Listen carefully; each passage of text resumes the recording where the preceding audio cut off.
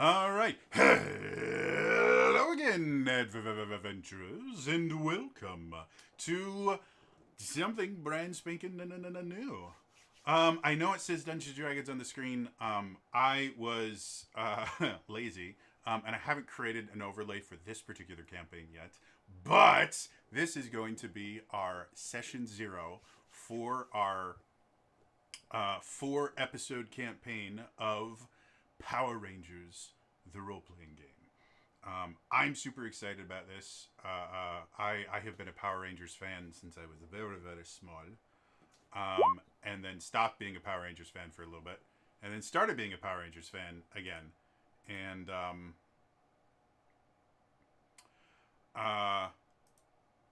yes. Sorry. Someone mentioned that things were not perfect. And now they are. So there! I have the power.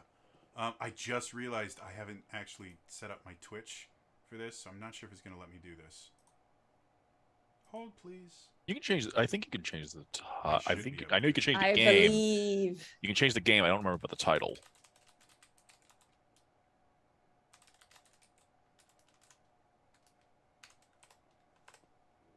I'm normally much better at this, I swear. It's always the minute there's an audience. Yep. There we go. Okay. Now we've got everything. All right. And hi, Mad Spike. So, let's go back to this. So anyway, this is the Power Rangers RPG. It's developed by Renegade Studios. It's a bunch of really great people over there. It uses a new system called the Essence 20 system. We're actually, since no one here has ever actually played the Essence 20 system before, we're actually going to be going through kind of an explanation of how it is. You're going to get to watch us build our characters and kind of decide on what kind of Power Rangers campaign we want to have. So before we do that, how about, due to the fact that none of you have names, because again, I wasn't actually prepared for this stream, despite knowing about it for like 2 weeks. Let's start with Daniel, if you want to kind of introduce yourself. Hi, I'm Daniel. I play games with Jody online. And I've never played a Power Rangers RPG before, so this is all new and exciting. Very cool. Imp, you're next on my screen. Hi, I'm Imp. Imp in my head. Joshua. Although usually, if on a good day I can get Jody to say "Damn it, Imp." I'm in both of his bi-weekly Wednesday games, playing D&D, and if I could, I would find another game as well on top of this so I could play. Very cool. Scott, you're next on my screen. I am Scott. I also play Jody with the game with Daniel and Hip. Anyway, Jody, I was a Power Ranger fan, and it kind of keep it right in the fandom from various point in my life. And now it all comes back together. And then finally, we have the lovely Dale. Hello, I'm Dale, and I know Jody from back in the day. We were part of the Vlogger army that came out of the initial sort of search for the Geek and Sundry vlogs channel people. And this is I'm very excited. I was a huge Power Rangers fan as a kid. It was, I mean, I swear that the original Mighty Morphin Power Rangers movie was never at my local video store because I was borrowing it all the time just to watch over and over and over again. That was me. That was my fault. Sorry to everyone else in Nara who wanted to watch that movie. So good. I remember one of my distinct Power Rangers related memories of Dale is actually I have this joke campaign that I run every so often called the Mighty Extreme Heroes, or MEH for short. And I do weird things to them because that's the kind of dungeon master that I am. And so long before the Power Rangers RPG was even thought of, I decided I would turn the players into D&D equivalents of Power Rangers. And I did that multiple times. And the second time, I literally just stole the plot of the Power Rangers movie and did really bad impressions of like Ivan Ooze and Dulcia. And I just remember watching every time I would say something, Dan would go, "Oh my god, I know this from the movie, and this happens next." And I was like, "Aha, another Power Rangers fan." So yeah. So yes. So let's talk about the Essence to the 20 system. For anyone that is watching this either live on Twitch at twitch.tv/TrainerJody, I do upload all these things to my YouTube channel. That's youtube.com/TrainerJody. But if for whatever reason you are more interested in this, Renegade Studios is the people that develop this. And I do actually have I have a full in-depth review of the Power Rangers core book that goes at tedious length talking about the system and the things I like and don't like about it. So if you're more interested in that, you can head over to my YouTube channel, or you can pick up the book or the PDF from them. They're great guys. I've interacted with a few of them, and they have been nothing but lovely to me. So I would like to point out they're in no way involved in this, though. I do like to kind of point out that fact, like, this isn't sponsored. I have purchased all of the things myself, and as much as I've spoken to these people, they have no idea I'm doing this, or they may now. I post about it, but yeah, so don't think that I am somehow connected to them or that they approve of anything we're doing here. So, that being said, let's talk about the Essence 20 system, specifically the 4 S's. Because again, everyone is so brand new here, I'm going to kind of just go over how the system itself works. And the most important part of understanding the system is your attributes. If we were playing D&D or something similar to it, you have 6 attributes. Everybody knows the 6 attributes. Strength, dexterity, constitution, intelligence, wisdom, charisma. Everybody knows them that plays RPGs, and it's something that's very familiar.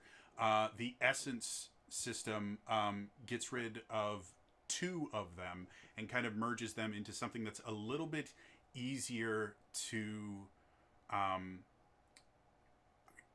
guess, genericize. Make it a little bit easier to kind of put your own spin onto it.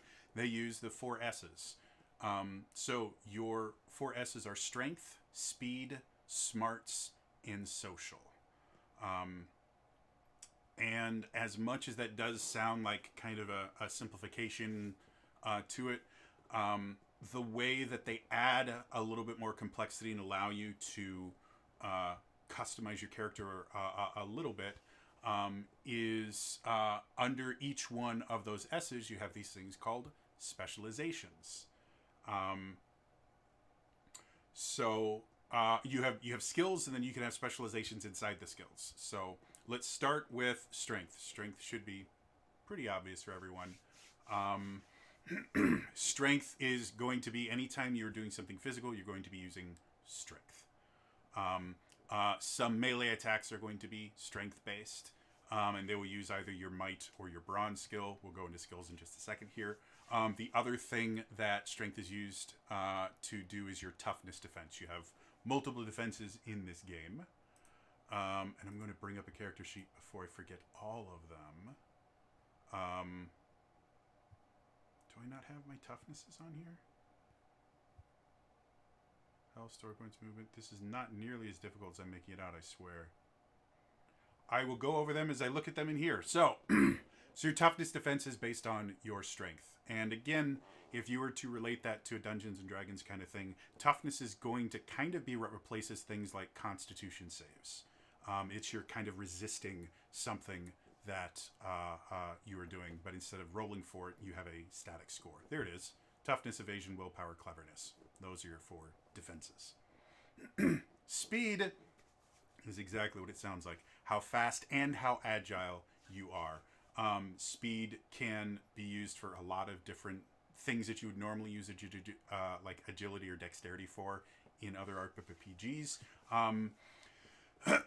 The other thing that's kind of important about speed is one of the skills for speed is your initiative.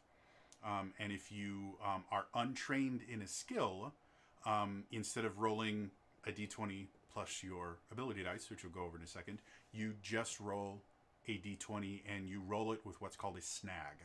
Anyone that's played D&D 5th edition, the snag is disadvantage. You roll 2 d20, take the lower of the 2.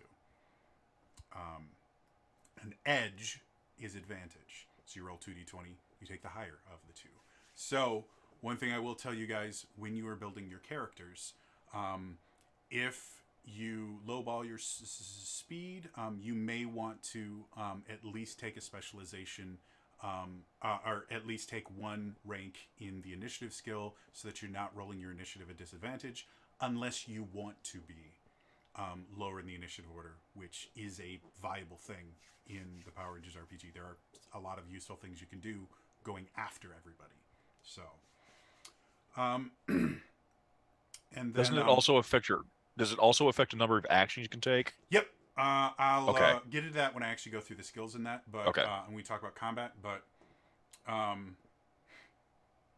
one of the few problems I have with it is when we talk about combat, you have 3 different kinds of actions you can take in combat. One of them is called a free action. It's not free. It's based on your speed skill.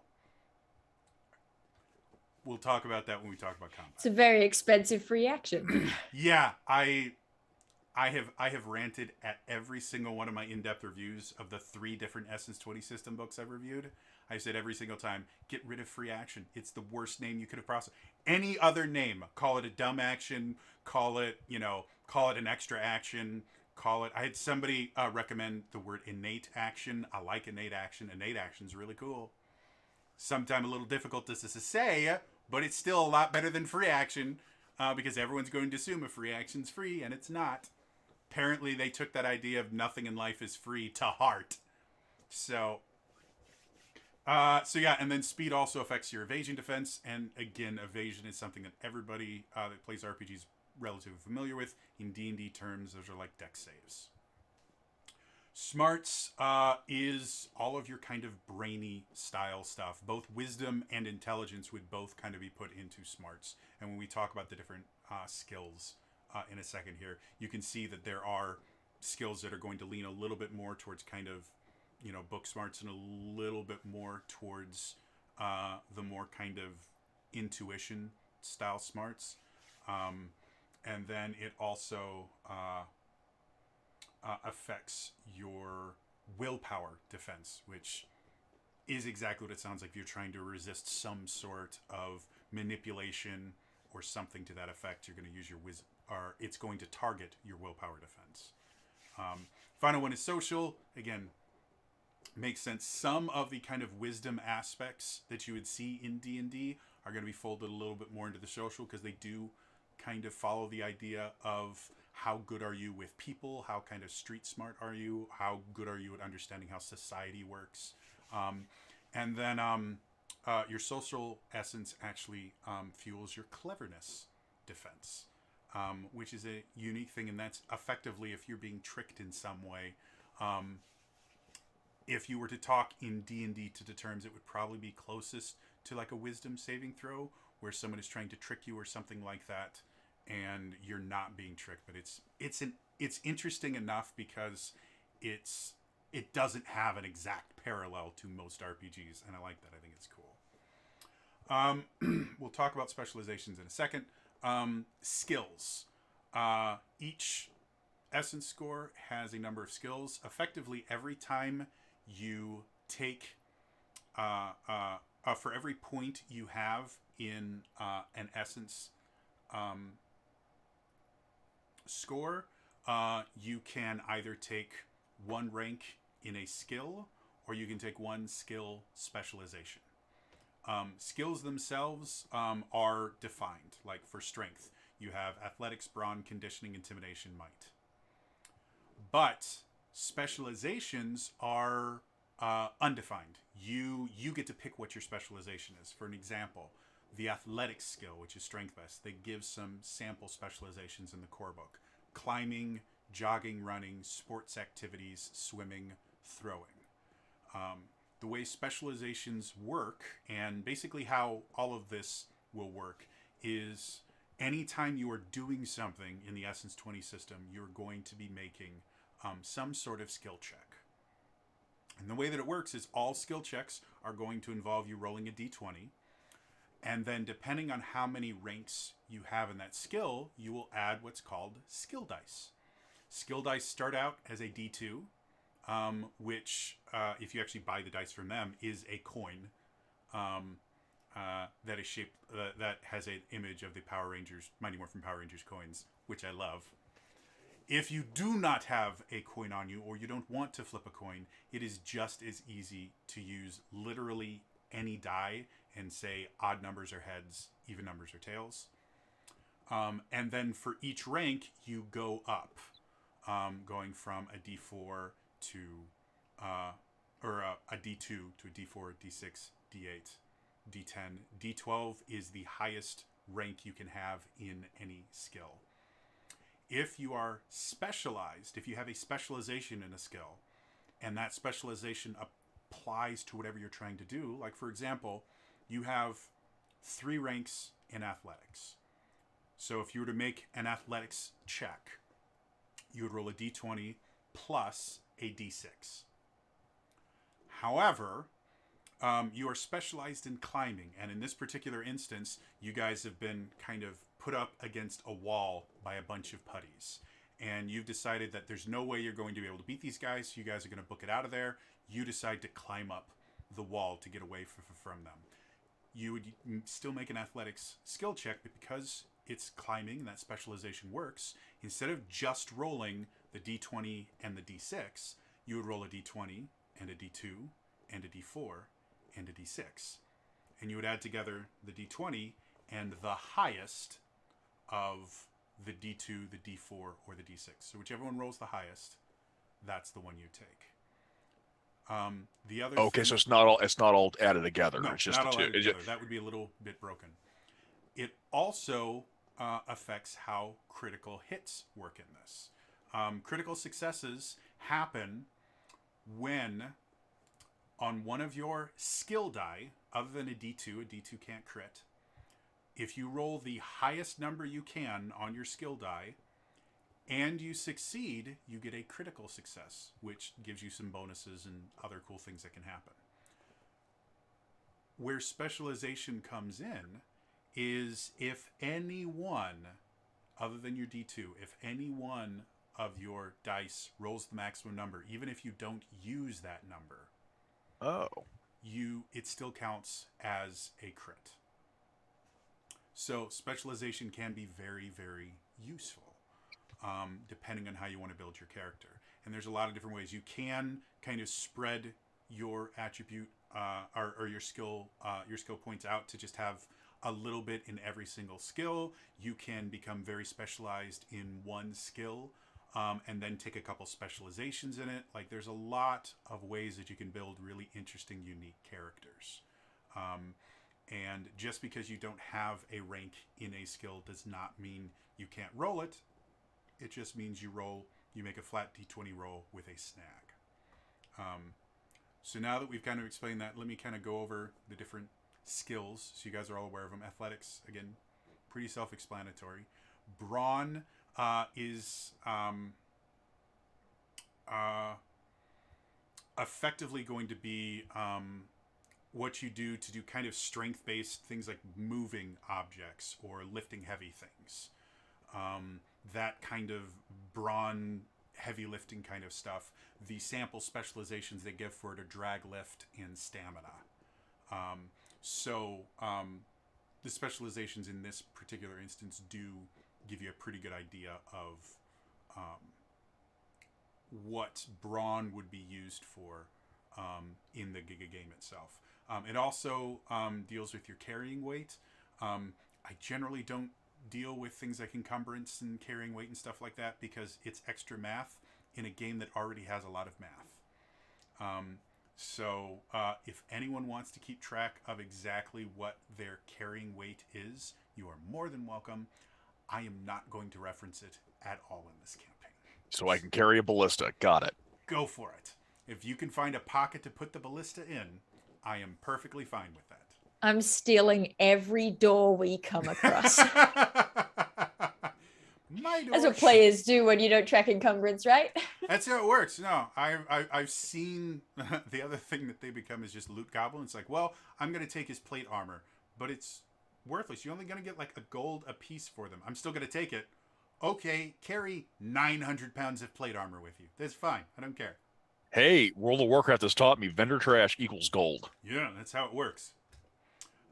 Conditioning is the next strength-based skill. And again, conditioning, basically, I'm going to read it here because it's described very well. This skill represents how much additional physical harm or damage the creature can suffer before becoming defeated. For each skill level taken in this skill, you gain 1 additional health. So instead of, you will never make a conditioning roll. Every time you add a point in conditioning, you increase your health by 1. Yeah, that's your health pool. Intimidation should be relatively straightforward. You are intimidating someone. They do, and I do like this about the specializations, is they kind of show there are a lot of different ways to kind of intimidate someone or really just kind of manipulate them with your presence, which is what intimidation is. The sample specializations they give are distract, frighten, and taunt. And I like the fact that intimidation is more than just Hulk smash. You can use that in a lot of different ways, and you can be a strength based kind of controller style character that manipulates the field of battle through your intimidation. So like just so I can wrap my brain around this. So this would be intimidation would be like Spider-Man talking smack to the villains. It could be, depending on what kind of smack you are talking. With Spider-Man being just a hyper-intelligent character, a lot of his quips tend to be very intellectual in nature. And when we get to the smarts one, I'll mention what I think it would be in there. But yeah, I could definitely see. There's like getting them mad, keeping them off their game. Yeah, it. Again, a lot of times it's going to depend on how you justify it. Okay. And that's one of the things I like about this system is there are a lot of roles where I might say, okay, make this roll for me, and you go, well, I actually think this would be actually. And I think it's a strength of the system. You can say, I think it should be this one, and then we can kind of have a dialogue of, okay, well, that makes sense.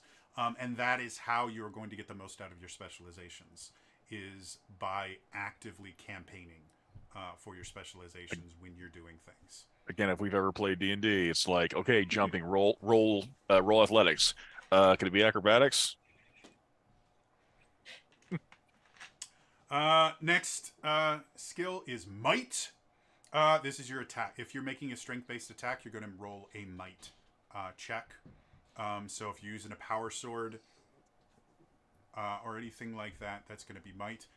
Specializations are generally going to be weapon types, like blunt weapons, grappling, martial arts, power weapons, and pushing is another thing that you could are the sample specializations. Again, the sample specializations are exactly that. They're samples. If you want to say, well, I'm going to specialize in, might dancing, where I have developed my own version of hip hop keto. And so that is what is going to be. My dancing itself is very strong and powerful. And so I'm a might dancer. I know I can't. I want to give you a point for the deep cut. Are you kidding? Hip Hop Keto was the coolest part of season 1 and part of season 2. Especially once Walter Manuel Jones, they kind of stopped choreographing him, and they just would like put people there, and it's like, you have to fight these two. And you go, all right, I want you to come here and you to come here, and then I'm going to do this cool stuff. I have seen them talk about it at conventions that is like, yeah, by the end, they were just going, okay, like, you come at me, and they would just choreograph it on site. It was cool. And then they do have rules for pushing and shoving. I'm not going to go through the rules here unless we actually have to do a push or shove in the game. So there are rules for it. They involve upshifting and downshifting based on size, and we'll talk about upshifting and downshifting in a little bit. That is strength. Speed-based skills. Acrobatics, again, self-explanatory. If you have played any sort of RPG, you've seen an acrobatics type skill.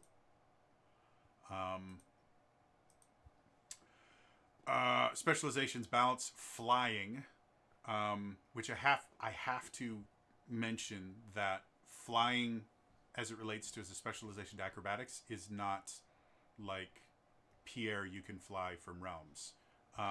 Flying is the ability to turn, dive, and flip in a three-dimensional airspace using personal flight. It's exactly that. I was 100% Cheerleading wrong. flying. No, Wait, what? I thought it was because, yeah, I mean, I wasn't a cheerleader, but I knew a lot of them, and I know what the term flying means for that. No, it's the ability to turn, dive, and flip in a three-dimensional airspace using personal flight. So apparently you can specialize in flying, which I guess shouldn't be weird, because if you look at something like Wild Force, they all had, like, wings on their outfits. Yeah. Okay, so it is literally flying. Yeah, I guess. You would have to have a way to fly. Yeah, we have But to justify it, I would guess. Just if like you were- Pathfinder. I'm trained in flying. Sure. I cannot do it yet, but when I I'm- get there. As soon as you give me something that gets airborne, I am set, guys. As soon as I I'm had these set. other, as soon as I had the rest of the skill tree set in. The other specializations, gymnastics and maneuverability, which I find, I guess, kind of makes sense. I see a lot of overlap between gymnastics and maneuverability because if you've watched gymnastics, they are very maneuverable. Driving is actually important in the Power Rangers RPG because driving is how you pilot your Zords. Oh. So that skill, depending on how good you want to be with your Zord, you may want to invest at least something in the driving skill. And then the sample specializations are things like autopilot, boat, hovercraft, motorcycle, rotor, submersible, tracked, wheeled, winged, and Zord. You can specialize in piloting your Zord. But if we take kind of an example from like Lightspeed Rescue, the Green Ranger that I can never remember his name. The Green Ranger was an air specialist. He could fly just about anything. And while his Zord was air-based, or his first Zord was air-based, he also could just get into a helicopter and use it. And because you will be characters beyond just being Rangers, you can say, well, I'm really good on a motorcycle, in addition to being able to pilot my Zord. So don't think that driving is only your Zord in this game. There are other vehicles that exist. And who doesn't want to be the motorcycle riding Ranger? I mean, come on. Jason looked super cool in Forever Red. It was entirely because of that motorcycle. Kamen Rider, what? Oh, dude. Just got into Kamen Rider Dragon Knight. That is an awesome show that I'm super sad it never got as much exposure as it should have. Finesse is the next skill, and it is kind of really wide range. Finesse is going to be if you're using any kind of speed-based weapons or finesse-based weapons. This will be what you use to do attack rolls. But it can, one of the sample specializations is escape artist. So finesse can also be used to finagle yourself out of trouble. You could almost use it in kind of a sleight of hand style of a thing as well. So again, when you're building your characters, be as creative as you want with these. They are guidelines. The other sample specializations: martial arts, power weapons, sharp weaponry, steady action. Which I'm just going to read because it makes more sense. The ability to perform careful or dangerous actions that require precise, tiny movements and as little ambient body shaking as possible. So, splitting an atom, those kind of normal everyday things. And then throwing. Infiltration is the next. Painting minis. Yes. To say painting minis. Absolutely, painting minis. If I had been smart, I would have gone with a reference that people would actually have experience with instead of splitting an atom. Next one is infiltration. Again, that's effectively kind of your stealth skill. And specializations, burglary, sleight of hand shows up in here as well. So again, depending on how you want to justify it, you can kind of put it in either. Shadowing, which is basically just tracking someone without them noticing. And then stealth can be one of your infiltration specializations. Initiative, again, I talked about initiative before. You cannot specialize in initiative at all, but any rank you put in initiative just means you're rolling a higher die when you roll initiative. So if you want to act first, which if anyone takes the leader role, which is called the Red Ranger in this, but I have renamed all of them because it makes more sense to me. They actually have an ability where instead of the party rolling initiative, people can just decide to go a set number after the leader. So if the one that takes the leader role puts a lot into initiative, that might mean that the whole team goes before any of the monsters. So. And then the final one for speed is targeting. This is any kind of projectile weapon or ranged weapon in general. Throwing is one of the specializations here too. So throwing can be finesse or targeting. And again, the difference just being finesse deals much more with your own control of your body, where targeting is going to be much more kind of intellectual, of being able to gauge wind distance and things like that. Mechanically, go with the one that you like more if you're doing throwing things. But sample specializations: archery, ballistic, energy, power weapons, specific weapon, trajectory, and vehicle. So, and targeting vehicle, just if your Zord or some other vehicle has a weapon attached to it, you would use targeting vehicle for a specialization. Smarts. First skill for smarts is alertness. This is your perception, effectively. And one of the sample specializations is perception, along with investigation and insight. So you can see the smart-based skill, your insight can be folded into that if you want to choose it as a specialization or not. Culture is the next one. And this effectively is kind of your lore-based stuff. And the sample specializations kind of make that pretty obvious. Grid lore, which is understanding how the morphing grid works. History, language, psychology, or specific culture. So if there is a particular culture, like if we take Trini, for example, from the original Mighty Morphin Power Rangers, she would talk a lot about her heritage and like the kung fu that she learned from her family, and like all of that was kind of built into that. Would specifically be a specific culture specialization if we were translating into the game, which is something I do now when I'm watching things like the newest one that I can't remember what it's called, the newest Power Rangers series. I will be watching it and I go, how do I put that into the game? Dino Thunder, or is it different?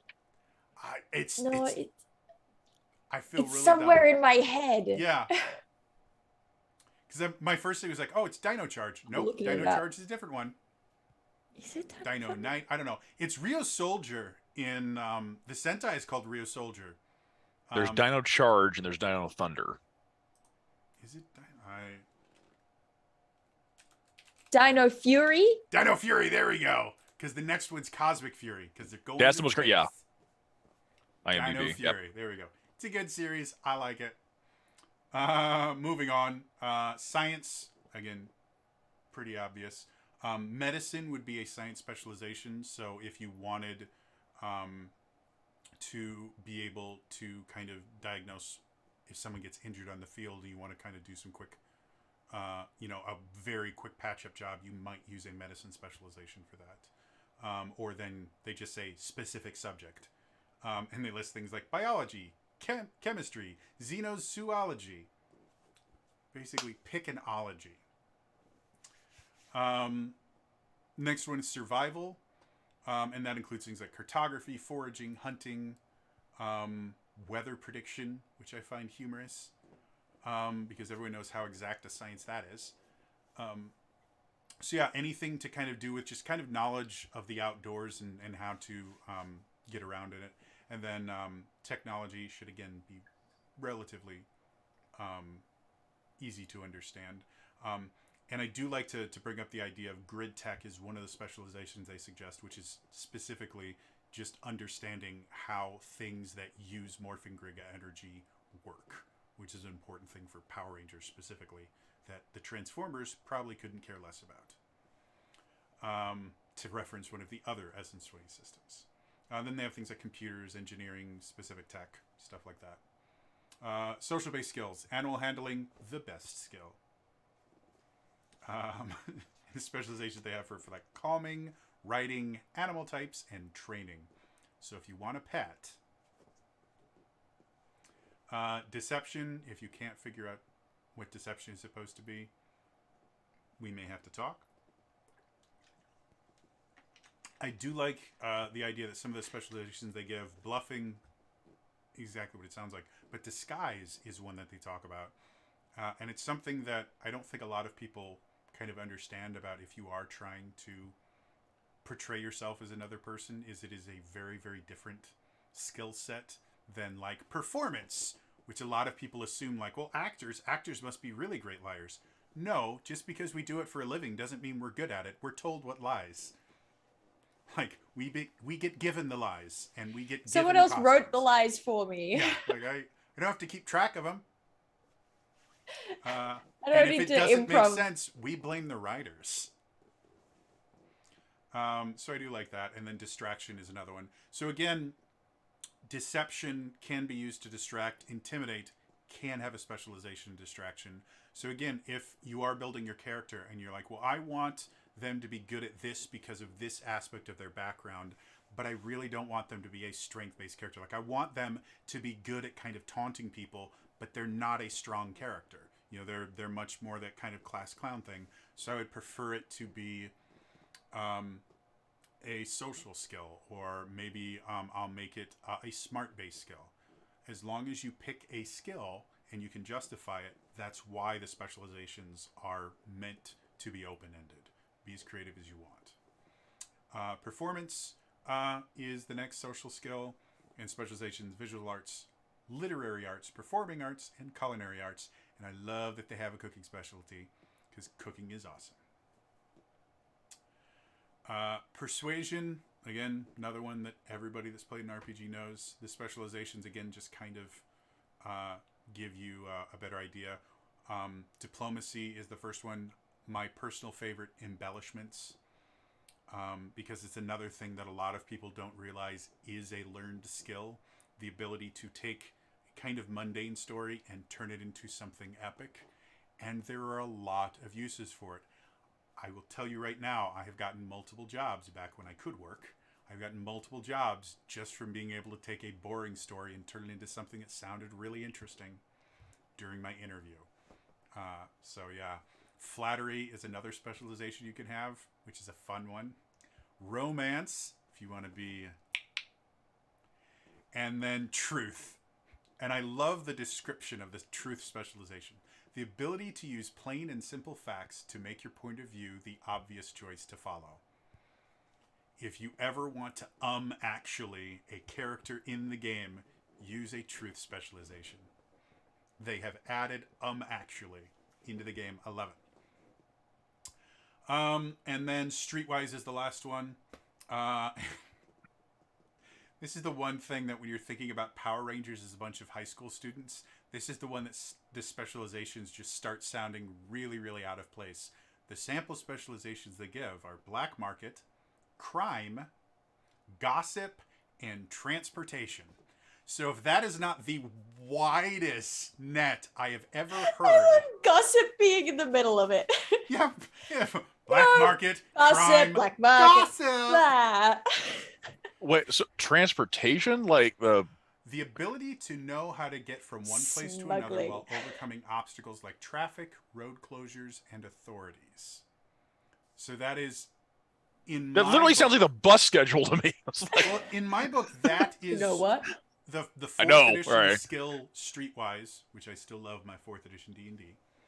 And I'm still jealous that Dale got to play 4E D&D with Matt Colville.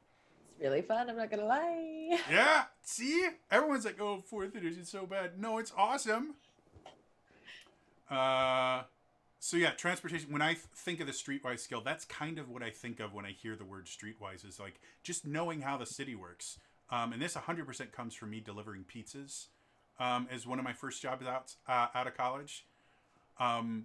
It is insane how much your view of a city changes when it is important for you to get from one location in the city to another as fast as you can without breaking any laws or without getting caught breaking any laws. It's the Like, is it- specialization in shortcuts and also remembering when the schools all get out. Yep, 100%. Not only knowing when they get out, but knowing where pickup goes. Because I kid you not, Oh yeah. if you worked during the day, during the school year, you knew exactly which roads the parents would park on. Because you knew you had to avoid like the plague, because it was gridlock for 30 minutes. And if you had a pizza in your car for 30 minutes, you were not getting a tip. My high school was in this little cul-de-sac that was like school, TAFE. And on Mondays, both the schools and the TAFE let out at the same time. So unless you didn't know, like 4 streets all around the block were just completely blocked off. You had to know where to go on Mondays. I am not familiar with the word TAFE.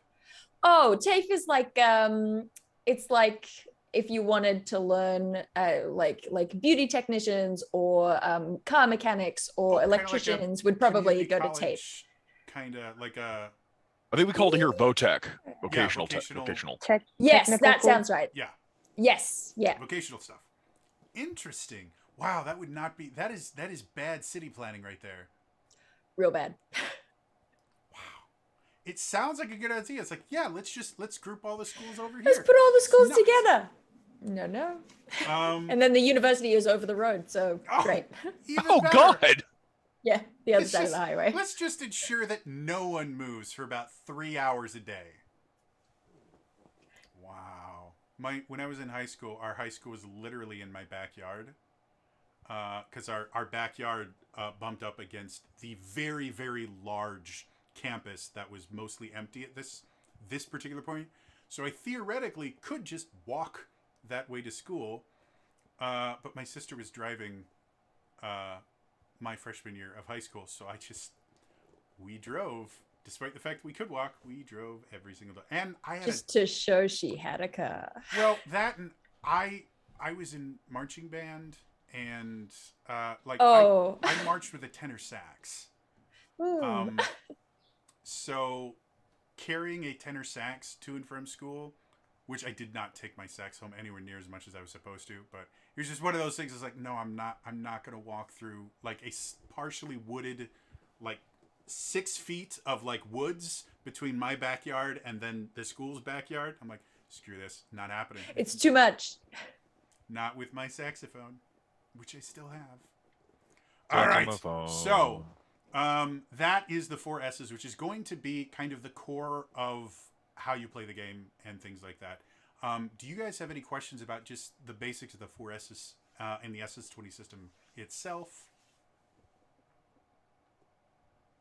Cool. Makes me feel Nothing like off the I top of know my head what right I'm now. doing. All right. So that was chapter 6. We're going to go back to chapter 2 because now it's time for us to start thinking about creating our characters. So In the actual book, chapter 2 is called Character Creation. And it gives you a pretty easy guide to follow, but it doesn't give you any of the specifics. You have to flip through a couple different chapters to do that. So I'm going to start by just kind of explaining the process. And then we're all going to, I'm going to shut up for a little bit. And you guys get to kind of start deciding what kind of Power Rangers team you guys want to be. So first, step 1, character concept, which is what we're going to do in a second here. Step 2, you choose your origin. If I were to translate the Essence 20 terms into something that D&D players would be familiar with, your origin is most closely associated to your race, where it's going to give you some base stats. Your origin is going to give you your starting health. It's going to give you training in a couple of skills and things like that. And in my version of the Power Rangers RPG, it's also going to be one of the things that kind of helps define what your Ranger color is. Because I'm not a fan of the roles dictating your Ranger color. The next thing you choose is your role, which is your class. I made a video where I basically rename. Right now, all of the roles are named after Power Rangers colors. Like there's the Black Ranger, the Blue Ranger, green, pink, red, and yellow. I have different names for them. We're not going to limit you to, if you pick the black role, that you're going to be the Black Ranger or anything like that. You guys don't have to learn my names for them, but understand that the mechanics are going to be separate from your color. So pick the mechanics that make the most sense to you. Step 4, choose your influences. Influences effectively in 5th edition terms, that's your background. In this particular thing, it actually gets a little bit closer to kind of like your job or your interests outside of school or whatever. And then step 5, you assign your essence points to your essence scores.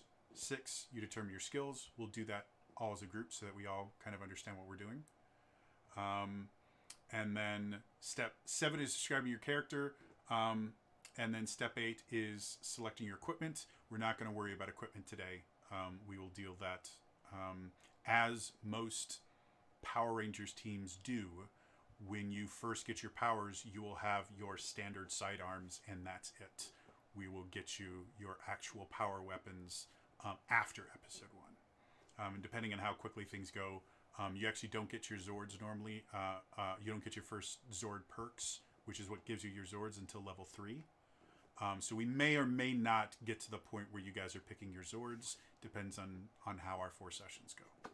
So, things make sense to you guys? Cool. So, time for me to stop hogging everything. What kind of Power Rangers team are you guys thinking about? And just to give some slight structure to this, let's start on the opposite side than we did before. Dale, what kind of ideas are you thinking about for a Power Rangers team? Well, look, I'm open to anything that anyone else is like. I would love to do this. But I will just throw out there, I love the teenagers with attitude angle on the whole thing. I also love that it gives you this nice little like concrete juxtaposition when it comes to the sort of secret identities that is like, yeah, but you've still got to go to school tomorrow. I do have a deep-seated love for the teenagers with attitude. Okay. Anyone else have... So would you say you like the high school more than the college? Oh, I'd be fine with college. I feel like that adds a similar vibe, you know? Starting to find yourself. And also takes us away from being the CW. Yeah, all the time, every day. But what if you don't want to wait till... Oh, I can't remember the lyrics of the song anymore. I don't want to wait for our love to Will be Oh, yeah. over. Oh, yeah. I wanted to make the Dawson's Creek reference. I couldn't remember the lyrics. I remember I don't want to wait. That's all anyone ever knows. That and Yeah. doo-doo-doo-doo-doo. It's doo-doots and I don't want to wait. That's all it is. For the song to be over. Whenever I hear it, I can't remember if this is a Family Guy bit or whatever, but all I ever hear now is, I don't want to wait for my food to get colder. I want to eat it now. And that's all I can think of. I have no idea what the actual little lyrics to that. You don't need song them are anymore. It's like I haven't been able to sing, believe it or not, I'm walking on air. There was a Homestar Runner bit where he said, believe it or not, I'm walking around. I never thought I could trick or tweet. And I've never been able to sing the actual lyrics since then. I love Homestar Runner. So, anyone else have opinions on how you want your Power Rangers team to be?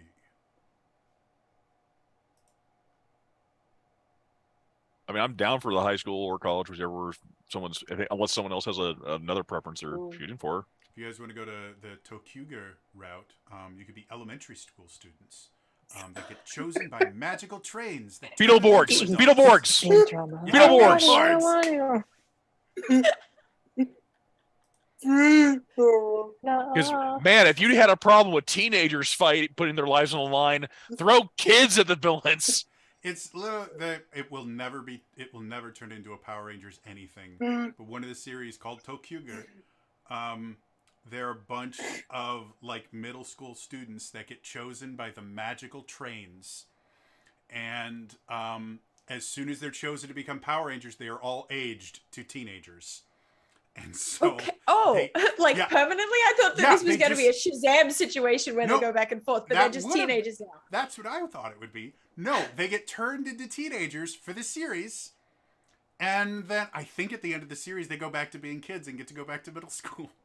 So it's Power Rangers meets Tom Hanks Big. Apparently, it was weird. The coolest thing about it, the opening fight. The way their morpher is, they have a little train that they put on a little track on their wrist, and they go chink chink, and that's how they morph. But they can trade trains. So in the first big fight scene, they're just tossing their trains and switching colors with each other. It is the most amazing thing. So they're just like, I want to be green, chink. It's cool. And their helmets, they have train tracks going across their eyes. Like sweet Jesus. It is train themed. Like the whole thing is the magical light train. Do they defend the island of Hodor? I have no idea. That would be awesome. Do do do do do do do do. Bum bum bum bum bum bum bum. See, in the U.S., we got Shining Time Station is how we got introduced to Thomas and Friends. Really? Which it was about this train station that had a bunch of kids in it, and then there was this little tiny man that lived in the wall that started off as Ringo Starr. Yeah, Mr. Conductor. Then turned into George Carlin. Yes. Yes. It was first season. It was Ringo Starr, and he lived in the picture of a lighthouse on the wall, and he had magic, and he would tell them stories about Thomas. I'm pretty sure you're describing a dream you once had. This can't. I saw it too. Mr. Conductor. It was Mr. Conductor. Yeah. And then Ringo Starr didn't want to do it anymore, so they brought in George Carlin. You know, that family-friendly guy. Yeah. Right. Yeah. Look up Shining Time Station. In his defense, George Carlin was always about teaching kids new language, new words. So, but he did it sincerely. You should. It's amazing. Oh no, I watched it. I watched it. It was a fantastic show. What was it called? Shining Time Station. Shining Time Station. All right, I have some viewing to do tonight. The theme song is one of the greatest children's theme song ever. Because it has this really cool guitar piece behind it, and it has this kind of very folksy feeling to it. Like, it's amazing. It's absolutely amazing. Reach for the woods. Reach for the... And if you want to see something that's really just like full-grown adults as animals, look up Zoobilee Zoo. Oh, yeah. American children's television was amazing at one point. And now we have a sponge that lives in a pineapple under the sea. and every so often they bring back Blue's Clues, which was another absolutely groundbreaking, amazing show that had so much psychology built into it to specifically tailor to kids and learning. Like that, and like people don't realize Mr. Rogers had I think he had a master's degree, and he was an absolute genius. Everything down to how fast he talked was psychologically studied to go, this is the rate that kids retain the most information. Like he was a brilliant dude. Anyway, so are we liking high school? Are we liking college? What are you guys feeling? I think it depends on the flavor of the stress we want. That's true. Because high school stress versus college stress, very different. Mm-hmm. It's true. Also, if we do want to avoid becoming the CW network and all just pretending to be 16, college might be a little fresher. I mean, that really is Power Rangers. Let's be honest. To be fair, you're right. Yeah. Hello, fellow teenagers.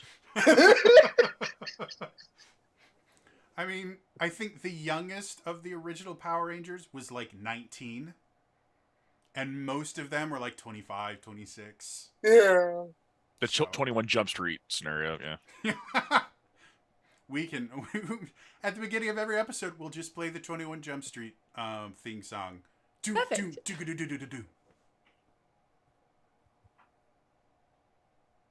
So, what are you guys thinking? Do you want college, high school? How Power Rangers do you want a Power Ranger? I find college. Okay. All right. So, we've decided on college. Sweet. Just because I like to be annoying, I think to make things easier on me, we're still going to set this in Angel Grove because I have a map of Angel Grove, from the Adventures in Angel Grove, and I'm going to turn to that map, so that I can tell you some of the places that you might be dealing with, and I will get you guys a copy of them, or I'll probably put it into the D&D game, or the Roll20 game. Oh, so they did put a map that was in the second book they did? The adventure book. So the core book does not have a map. The adventure book does. Cool. So I've got my copy of the map. I feel like such a teacher's pet. I've got my copy of the map. So I've got to remember where because I know they have they have UC, basically UC Angel Grove would be where you guys would be going, and there's an entire district called the University District. So you guys are at the University of California, Angel Grove. And it's right next to the Department of Water and Power Plant, but is on the other side of the river from Tophet Stone Quarry, which for some odd reason is where all fights happen. So it's actually University of California, Angel Grove? Yep, UCAG. Okay. Is the abbreviation. Good old UK. Yep. Good old UCAG. I mean, they have like UCLA. That doesn't sound like a party school at all. That's what the cheer is. Good old UCAG. I love this so much. Cool. So, you guys will all be members. So, as far as the characters that you guys are thinking about playing, what are you guys kind of feeling as far as your characters? I am 100% going to steal an idea from Dale, which is she commented on one of my videos that I apologize to all of you in advance. instead of you guys choosing your colors when you create your characters, when we were playing the games, when you first get your Power Rangers powers, you will find out what your colors are.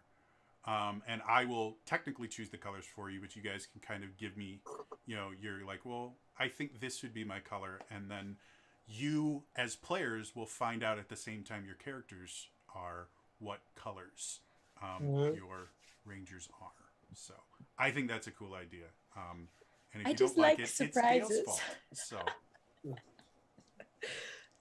So, let's start. Let's start in the middle. This time.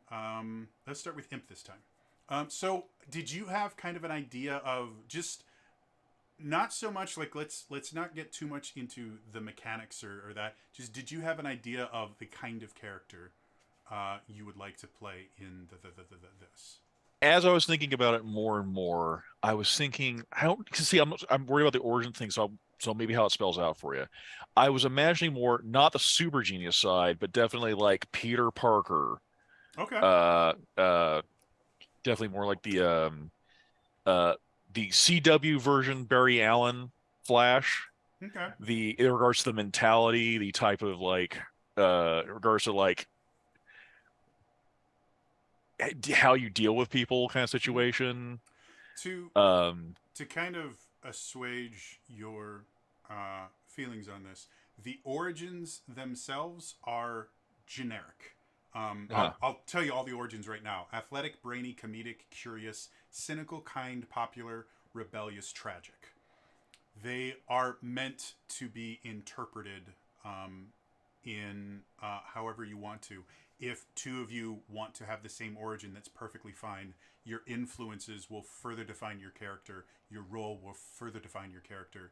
One of the things I like about the Essence 20 system in general is, unlike in D&D where your main definer of your character is your class. You are a ranger, or you're an elven ranger. Oh, cool. You're a pointy-eared ranger. Or you're a gnomish ranger. Oh, cool. You're a short ranger. But that's really all that it does. In Essence 20, it's every single piece adds to the character. And so that's why I'm starting us with, tell me what kind of character you want to play. We can bend and modify and mold all three pieces into the character you want to play. But for me, it's significantly more important that you have like an idea of the character you want to play, and we make the mechanics fit your idea, as opposed to trying to make your idea fit the mechanics. and that's what I was, Go and ahead. so I was kind of looking at comedic because of the persuasion type scenario, not like a little bit of taunting, more taunting than intimidating. Kind of the Also kind of, but but like I was saying, like Spider-Man, like sometimes he's like, "Hey, I really don't want to do this to you right now. Can we not?" Like, how about, "Hey, Rhino, put the armored car down." mm-hmm. No, I took the wise cracking smart Yeah, aleck style character. Totally get that. But it comes from a very kind of intellectual, smart kind of, makes perfect sense to me. Anyone else have kind of an idea of what they're thinking? By the way, if anyone wondered why I just changed to the 4-person from the 5-person, we do have a 5th ranger. They are unfortunately dealing with some IRL stuff right now. So they may be coming back in and leaving depending on how things are going and whether or not they can focus on this or not. So we will have a 5th character. I will have them introduce themselves when they have the ability to be here a little bit fuller. So yes. So who else has a character idea? Scott, do you have an idea for your character? Yeah, I would think that I'm going weather with the jaw. Okay. I Excuse me. Sorry. Did you have an idea of, like, since you mentioned Jock, do you have a singular sport that you're good at? Are you that really annoying kid that plays every sport, one per season? It's like, oh, I'm in football. And now I'm playing hockey, and now I don't know what seasons. Like the only season I knew about was football because I marched. Yeah. Angel Grove did have a martial arts competition. Yeah. Do you want to be on the martial arts team? I mean, no. I mean, I don't know. I never have fun of being California, but I would definitely Hockey. Cool. Excellent. Excellent. Hockey be cool. I had a bunch of friends because the high school I was supposed to go, because we moved right before my freshman year. High school I was supposed to go had like a state champion hockey team, and it was in a super rich neighborhood, which is obviously so they had their own ice Pity rink. for the Australian. When y'all say hockey, you mean ice hockey, right? Ice hockey. What kind of hockey do you guys? There's another Field hockey. We call field hockey hockey. Oh, interesting. We don't have that much ice. I mean, Canadian hockey. Does that make it easier for you? Letterkenny. everything's Yeah, everything's Perfect. God, now I have this vision of just like we're fighting a villain. Just be like, here are spare parts, bud. So you was talking. Sorry, I fell really hard into Letterkenny. So did I. Specifically, Squirrely Dan, just going, well, Skaties. That's what I appreciate about you, Hades. To Is be that what you fair, appreciate about me, Dan? Love that. I love that. Such a great show. I have a lot of Canadian friends. They're wonderful people. So yeah, we've got Ice Hockey Star, which will be very cool. Dan, do you have kind of an idea for what do you think? So I've been laughing because I've had this idea in my head of a guy, a goalie on an ice hockey team. I love it. But I'm thinking my backup plan was actually an esports jockey. Now, by esports jockey, do you mean like a caster, like a Total Biscuit style character, or someone that actually plays esports? Somebody that plays esports, specifically Rocket League. I love it. You could totally blend those if you want. And again, just because you are on the hockey team does not mean you have to choose the athletic origin. Right. I was a baseball player for 6 years, and after the 5th year, I was no longer the worst player on the team. Mostly because my friend joined the team and he couldn't throw straight. Right. So, if you want to be the goalie, and that can be something that you and Scott would already have a bond over. I am thinking more with the esports, and just being more of a support style. Okay. Like not necessarily the star on the team. Okay. But the guy who's always like the juggler. I'm the guy who's like getting the ball ready for somebody else to take the shot. Okay. Or being the distraction, or just kind of helping get things into position to make plays happen. Makes perfect sense. Dale, what about you? What are you thinking for your kicky character? The image I had in my head is kind of a character who up until recently has been a bit of a goody-goody. Okay. And then something's happened to flip that. I guess the closest character that I have in my head is someone like Lindsay Weir from Freaks and Geeks, you know, where her whole thing is that she's trying now to be the cool, you know, rebellious, but were you trying to reinvent yourself in college? Yeah, I think that's the kind of vibe. Excellent. I love this. I absolutely adore this. Cool. As long as we are on this kind of topic, so I never do this, and I should. I'm writing things down. CAG. So Dan, did you want to be on the hockey team as just like you do? Okay, so not on the hockey team at all. Cool.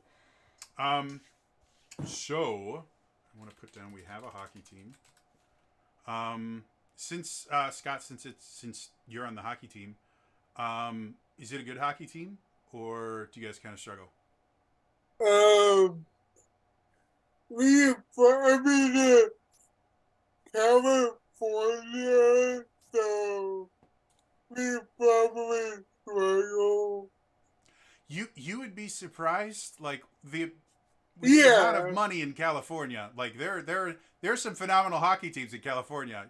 They have rings instead of actually Yeah. going outside to do it. But I'm good either way. If you want to have a struggling hockey team, I'm totally good with that. I love how that is because it gives me ideas. It gives me ideas for things that I can do with you guys. So, the next thing I want to talk about. Do you guys want to be freshmen?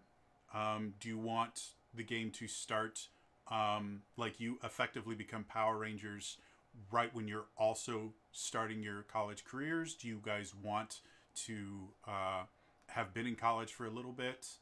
Like, do you guys want to, like, do some of you want to be freshmen and some of you want to be, sophomores or juniors or seniors or super seniors? What are you guys thinking? Do you guys all want to be around the same age? Do you want to be from different classes? I'm imagining this if it was from a television show or starting freshman year. It can. It can also. Again, Because we're balancing this and we're balancing college life. Mm-hmm. I can write it either way. Like if you guys want to kind of deal with this fact of damn, freshman year I thought the hardest thing I was going to have to do senior year was my thesis, not fighting monsters. Like there's ways to do it, but if you guys all want to be freshmen, that works perfectly fine. I just got an idea for my character Okay. that I think would require that they be probably a junior. Wait, Okay. how I said we struggle. Maybe I will on a better team. Got into the circus and now I'm having to clear for. Okay. How about because this is a state school, University of California, you could have been going to a private school, possibly on a scholarship. Something happened that I'll let you kind of decide that caused you to lose your scholarship. Could have been academic, it could have been disciplinary. But when you lose your scholarship, you have to transfer to a school that your parents can actually afford, which is UCAD. Drama. And I think it would be even cooler if you came from a school, because it's private and they can buy effectively the best team. Yeah. You came from a school that actually had a really good hockey team. And now you're at UCAG where they're just happy to play. Yeah. Cool. I like this. I mentioned it because I figure I will probably have to rebuild a sophomore junior. Yeah. For that to make sense. Perfectly fine. Again, you guys don't have to all be the same age, and I think it works perfectly in this particular instance.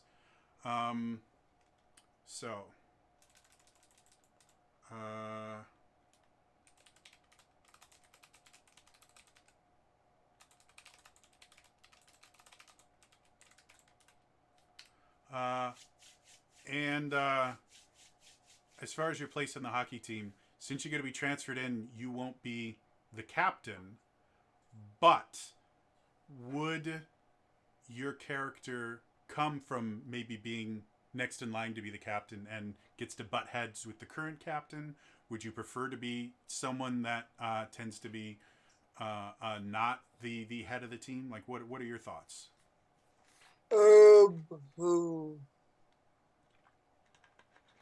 For anyone in the audience wondering, this is how I build characters with people, is I just ask people really personal questions until they go, okay, I don't want to talk about that. Like, all right, so we're almost to our 50 It usually minutes. involves a lot of emails. Sorry, Scott. Probably not. Probably not. Probably. Like I said, this is all just stuff that's helping me to kind of plan out things that I can do for you guys, not to you guys. Don't say to, Jody. That was suspicious. All right, so we have kind of an idea of cookie characters. Let's everybody go ahead and actually open up your character sheets, and we can actually start putting stuff in.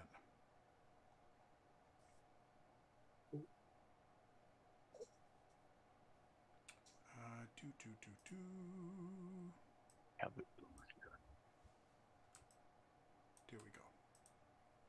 All right, so let's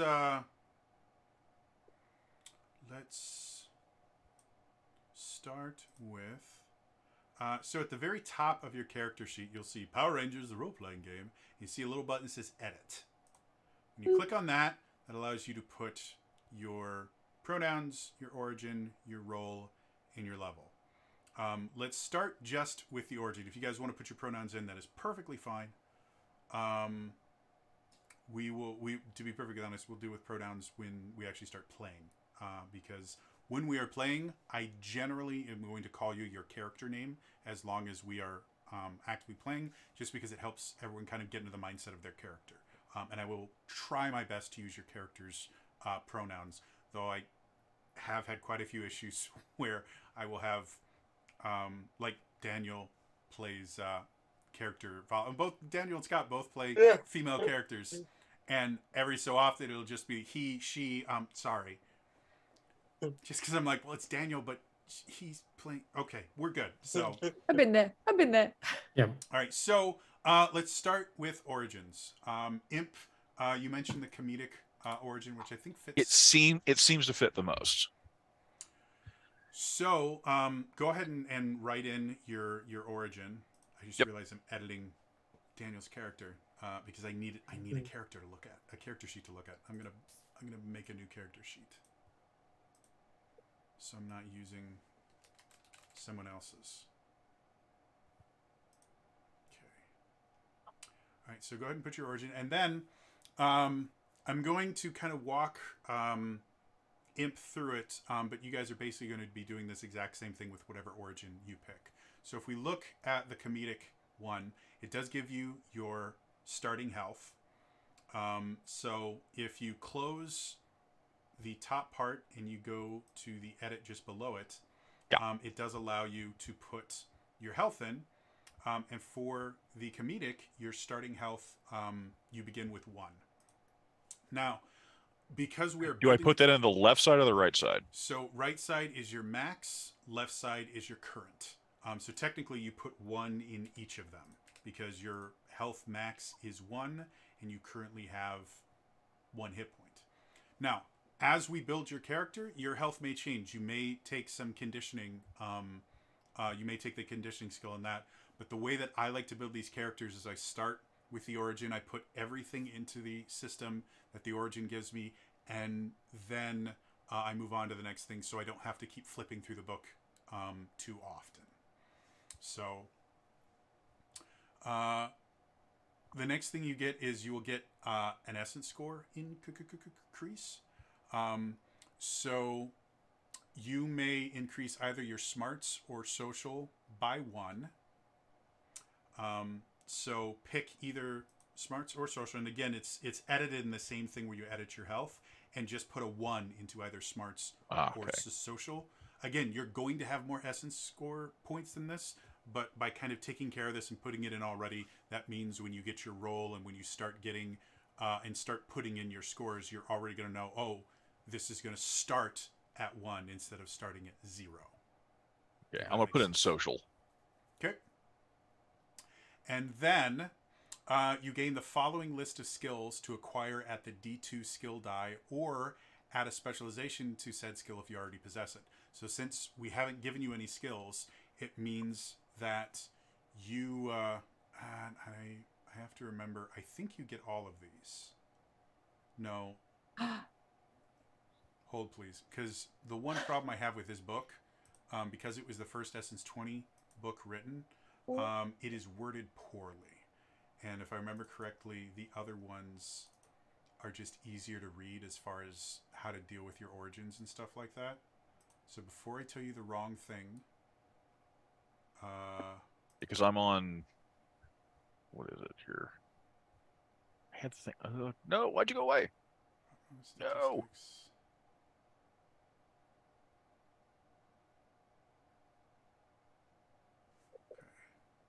statistics. It's super annoying. I can't type the page into the. So I believe. Because I just had Let it. me look at this again. Again, great system. The first book they released was the Power Rangers, and they didn't quite have the wording right of certain things. I think if I'm reading this correctly, and I think this is the way we're going to do it for right now, it's different than Transformers because it seems like you get all of these. In the Transformers RPG, you would have to basically, for every point you have in smarts or whatever your essence score, you either get a skill rank or a specialization. And so it was really easy to find out if you had the right number of skill ranks or specializations because you just go, oh, my smarts is 8.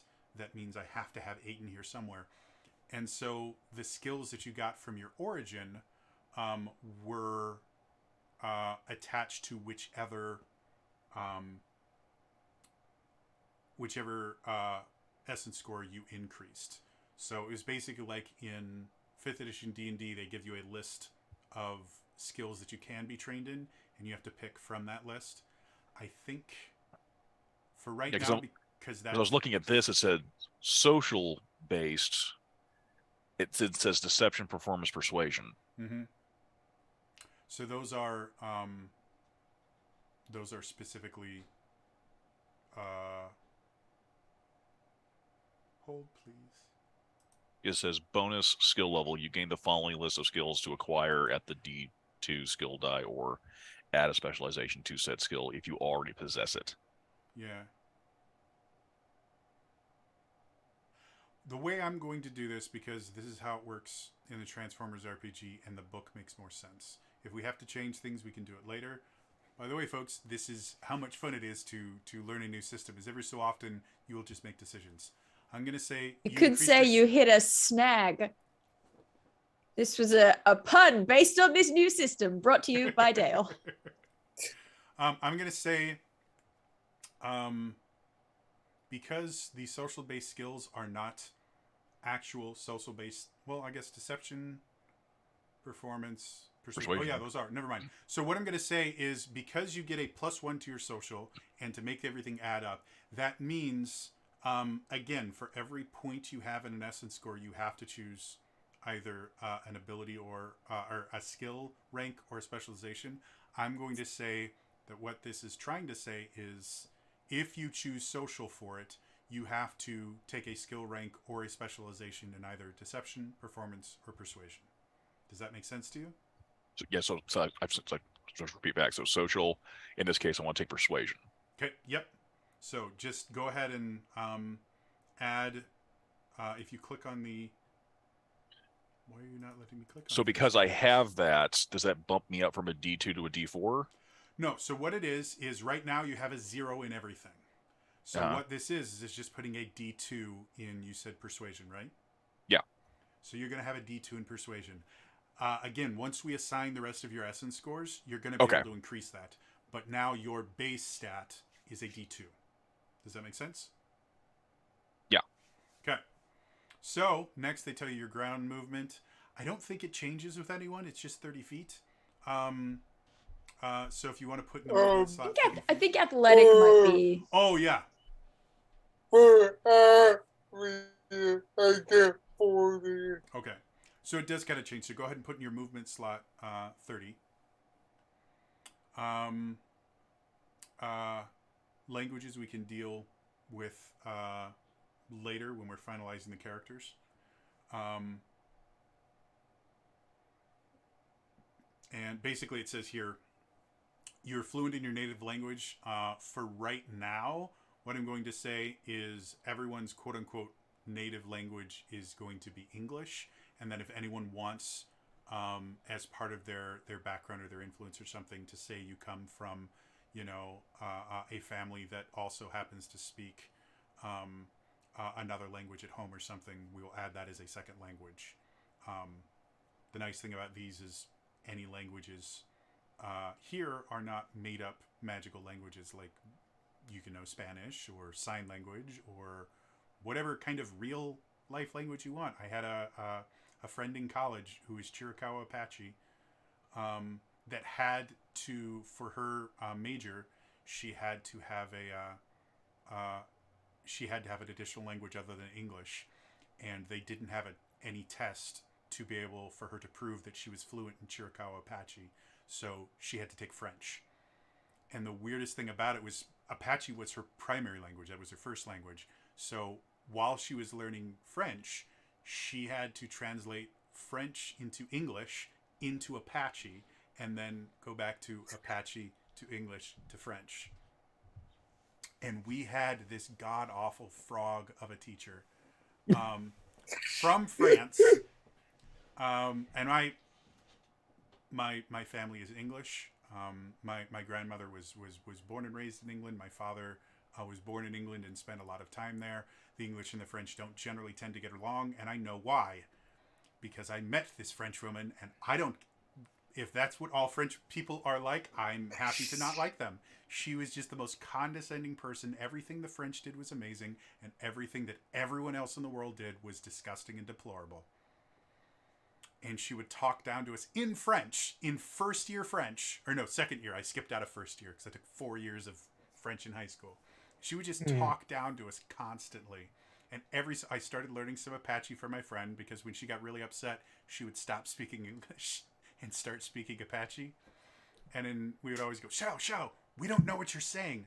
And so every so often we would just hear her say the word Chiricahua, which apparently, according to my friend Shiloh, is an extremely derogatory term for a light-haired Caucasian person. So in the middle of French class, we would just be sitting there and the teacher would say something mean. We would just hear Chiricahua, and we would bite our cheeks trying to keep from laughing. As teacher went, what? What were you? We said, oh, nothing. Bonjour. It's great. Learn extra languages, folks. It's fun. And then the final thing that I like to do, in your... I'm sorry. So also, just to be clear, so the social base, I don't get all of those three. I only pick one of those three. Yeah, you only pick one, because again, you're going to have as many skill ranks or specializations as you have ranks in social. So if you have 5 ranks in social, you will have a combination of 5 skill ranks and specializations. It makes it easier. If I give you all of these, then you're going to have extras. And it makes it very confusing to find out if you have enough, if that makes sense. And then I generally I don't know if they actually have like a notes section on here. I'm going to look really quick. Perks, powers, bonds, hangups. We'll deal with that in a second. You can probably put it in perks. So underneath the essence section, there's a section that says perks. If you click on it, you click on the edit, you can add a perk. I think perks are the equivalent of feats here, but you can use your origin benefit in the same way. So yeah, just your origin benefit is called Keep 'em Laughing. And the description, using comedy to maintain morale amongst friends and keep adversaries guessing as to what's really happening. You wield it like a sword and shield. Anytime you make your teammates, your opponents, or both laugh with your antics, add 1 story point to the pool. We will talk about story points when we actually play the game, but they're very useful, and you like them. So, they seem to have, because when you go into perks, it's literally a perk. So I'll make sure I'm not. Perks are feats. However, there isn't a section in here that can let you,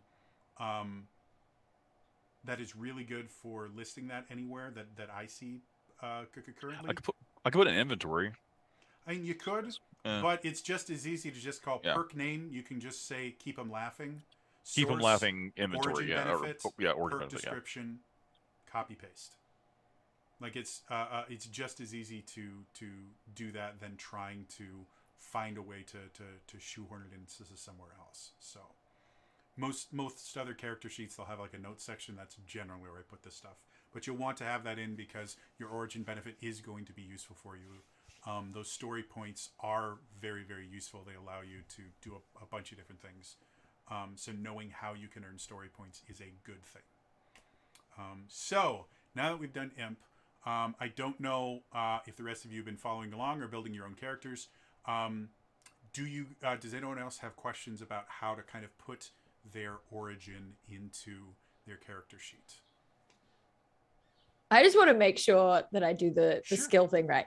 So the bonus skills will give you a bunch of listed things, Mm-hmm. and depending on the S that you chose, the essence, Mm-hmm.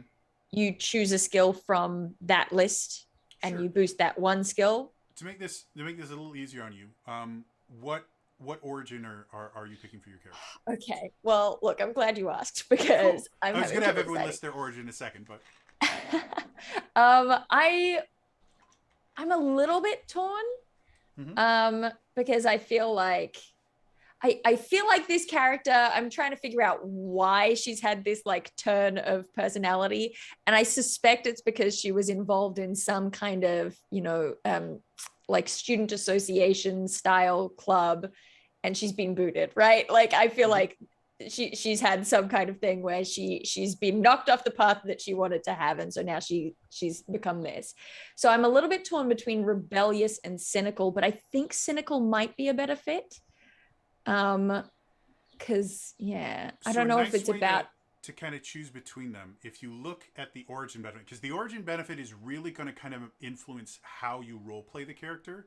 Because when you lean into it, a lot of times it's either going to give you edges or snags and things, or it's going to give you story points. So you're highly incentivized to use your origin benefit. So if we look at the cynical, oh, what now? You are so steeled against being shocked or surprised that negative emotional responses are just not really something you give into easily. So if you think your character, and I think this could create a really fun character of, instead of one bad thing happened and now you're trying, what if you were set on a certain, have you ever seen the movie Accepted? no. It's one of Justin Long's first movies. And what it's about is he plays this kid that doesn't get into any of the colleges that he applies to. Oh, so he creates his own college. Yeah, so he lies to his parents, creates this fake college called South Harmon Institute of Technology. Yes, that's exactly what it was. And Their mascot was a sandwich. it was a shit sandwich. And so what happens is they create this, school, this college, and it's a really good movie. One of the characters only applied to Harvard, and she didn't get into Harvard. And because her entire life, like since she was in the 3rd grade, she had been, I'm going to Harvard. That's why That she was didn't apply anywhere the else. single goal, right? But she got waitlisted for Harvard. And it ruined her life. And so the entirety of her kind of character arc in the movie is her just learning to stop planning her life. So I could definitely see a character like that where you had this plan, this goal, and then one thing went wrong that kind of knocked you off the path, and then another and another and another. And now, instead of going to the Ivy League school that you were destined to go to, you have shown up at a state school that anyone can get into. Whether or not that's true, we can decide later. But in your character, UK hockey rules. I could totally see this being a thing of like, no, I was going to Harvard. Yes, I was going to Harvard, and I applied to Harvard, and I got this really awesome Harvard sweatshirt, and I actually know in Boston where Harvard is, the weather right now is. Like, I could really see that being the character, and Cynical would fit that really, really well. I like that. I like that idea a lot. That just sort of like, I wasn't supposed to be here. Mm-hmm. I think it could be a fun character to play. So, are you in denial? Like you still might be going there, and like you're getting your prereqs out of the way? I think I think I've tipped over. I think probably freshman year. I'm figuring out what year I'm in. I think I'm sophomore, right? Because freshman year I was like, I'm gonna get picked up. It's fine, it's happening. But now it's been so long that I'm like, it's not happening. Life doesn't care. That wait list apparently waits a lot longer than I thought. I've hit the giving I'm up loving stage. your character already. Okay, I like so that. yeah, if anyone's trying to have kind of a is having a more difficult time kind of figuring out which origin they want to go with, that tends to be a really nice way to look at it. Is we'll look at the mechanical benefits and think, how do I want to play my character, and is this going to help me play it that way, or am I going to have to modify this? Am I going to have to mold this so I can play it the way I want? Because again, these are all massively generic. So it's much easier when they do give kind of a specific aspect of a mechanics for us to just go, okay, well, maybe you're not technically, completely cynical, the stereotype of cynical, but the mechanics of it fits how I want to play the character, so we can just use that background and then change everything else. Scott, Daniel, do you guys have any questions or ideas about your origins, or are you pretty set on them? I'll have everyone at the end when we finish doing this. I'm gonna have everyone go through their whole character so we can get an idea of who's who. But I just want to make sure. think I have the origin. Okay. Set. By the way, Dale, we totally glossed over your question. So for cynical, Oh, you get either yes. speed or social. Which one were you thinking of? I think I'm leaning towards social because of who she used to be. Okay. I think that sort of, clubs and societies type person. I think I'm leaning social. So that would mean you can choose a rank in either animal handling, deception, or streetwise. And from what you described, I think streetwise could be something that could be really fun if you were that girl that just knew how things worked. And I think that fits even better into the idea of I didn't get into Harvard, because you didn't even do or whatever school you decide you want. You didn't even go through the thing that everyone else does where they just send it. No, you called up, the advisor to looking over it. Like I had the right person talk to the right person. Mm-hmm. Like you knew the secret way to get in. You still didn't get in, and that just gives you that extra bitterness of, no, I didn't just do the right thing. I did the sneaky right thing, and I still didn't get in. Like that, I think really can be a fun character. I already love this character so much. And so so I boost that to a D2. Yes. So your first rank is always going to be a D2, and then when we assign your essence scores, you'll be able to add more ranks. If you want, or specializations, lots of other things. So, Daniel, you feeling good? Okay. Yep. And then Scott, you feeling good? Yeah. So let's move to roll. What origins did you two pick? Oh yeah. I'm assuming athletic for Scott. Yeah. I chose kind. Oh, Oh. I just like that my character is already the worst person ever. And you're like, I'm kind.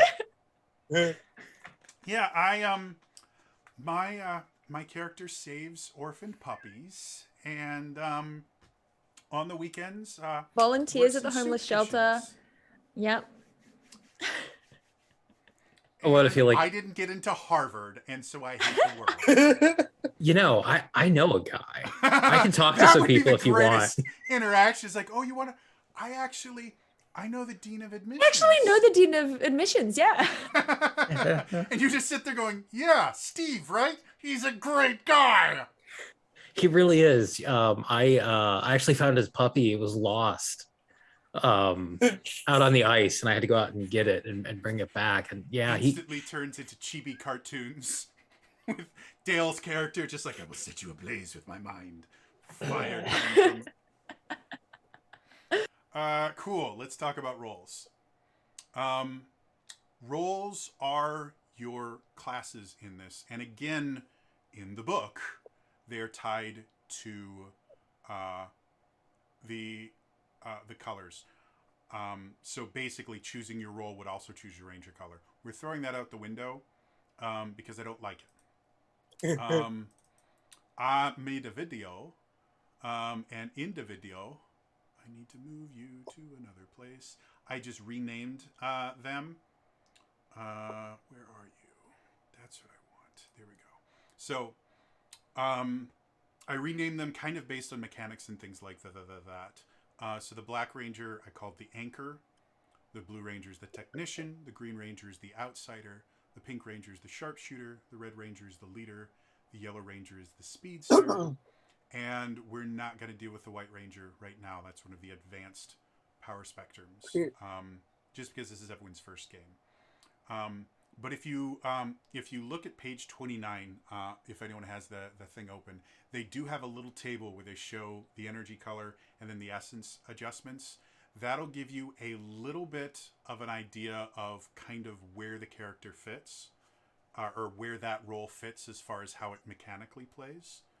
The basics of them, the Black Ranger, or what I call the Anchor, their kind of special ability, they're very kind of bard-like. They are a bit of a more of a support class. Like one of their abilities, their second level ability is called You Got This, where a few quick words at the perfect time can keep a teammate in fighting spirit. As a free action, which isn't free, you can spend one of your quips and speeches per day to give any ally within 30 feet a number of temporary health that lasts until the end of the current combat scene. The amount increases at blah, blah, blah, blah, blah. So that effectively, you say something and you basically make it easier for them to stay in the fight a little longer. If that's kind of the idea that you're thinking, then you might want to go with the Black Ranger or the Anchor. Each role is going to have a different thing that they do. Like the Blue Ranger, the Technician, has what are called idea points, and they use these idea points to do things like building gadgets and things for the team. So if you wanted to be that kind of Billy style ranger where you're constantly building stuff and kind of an artificer style class, that's the Blue Ranger.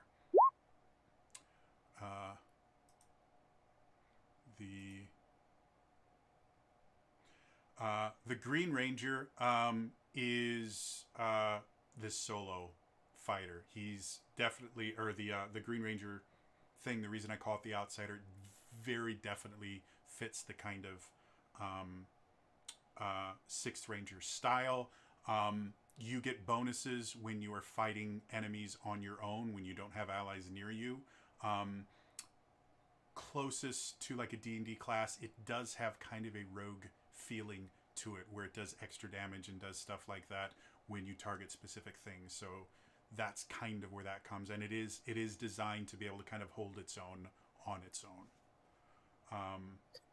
The Pink Ranger, I call it the Sharpshooter because it is 100% kind of ranged based. Very easily could be called a ranger in D&D. Though I will say the Pink Ranger is a lot more fun to play than the PHB version of the Ranger in 5th edition. So definitely if you want to be a range-based character, the Pink Ranger role works well. And again, your Ranger colors are not going to be tied to this. So don't feel like, well, you know, I want to use a bow, but I don't want to be the Pink Ranger. Don't worry about it. We'll figure out colors during the first game. The Red Ranger, 100% is the leader. Their first ability, or their second level ability, which really kind of defines it, it's called Follow Me. There was that thing I was telling you about. Basically, when you roll initiative, anyone on the team can say, I'm just going to follow the Red Ranger. And the Red Ranger will roll a d4, or no, you would, instead of rolling a d20 or whatever for your initiative score, you would roll a d4. And whatever it lands on, you are that many numbers below the Red Ranger in rank. For every character that says that they're going to do that, the Red Ranger bumps their initiative up by 1. So if 3 people decided to just go with whatever the Red Ranger does, then he would roll his initiative and add 3 to it, and then the other Rangers would roll a d4, and they would be that much below them. So that really kind of exemplifies what the Red Ranger, what I call the leader, is. You are 100% a battlefield leader style character. You're in the thick of it. You are leading by example. You expect people to look up to you. And then the final role is the Yellow Ranger. It's a monk. 100%, that's what it is. It's a monk. You can move faster. You can make extra attacks. You're a monk. Monks are my favorite character, so I am a little bit biased towards them. Yeah, so if you want to be, the reason I call it the Speedster, it is kind of based on the idea of they're very agile, they're very, very quick.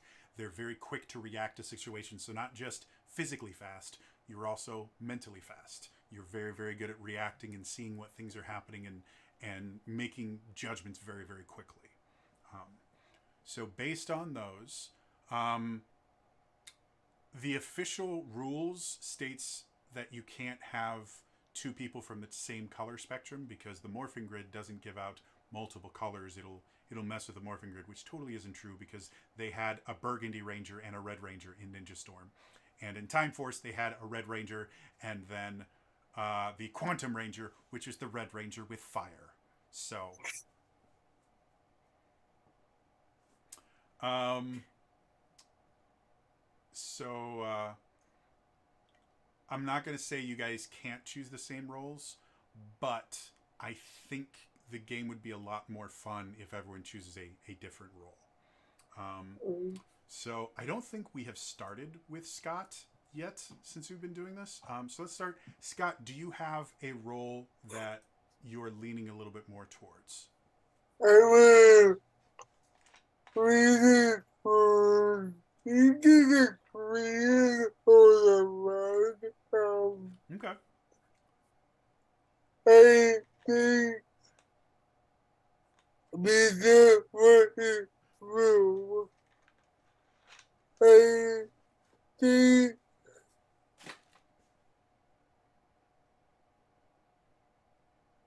probably the right Okay.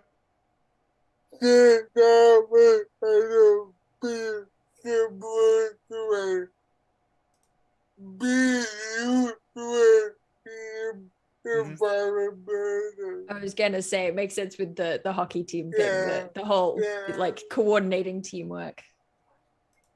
All right. So,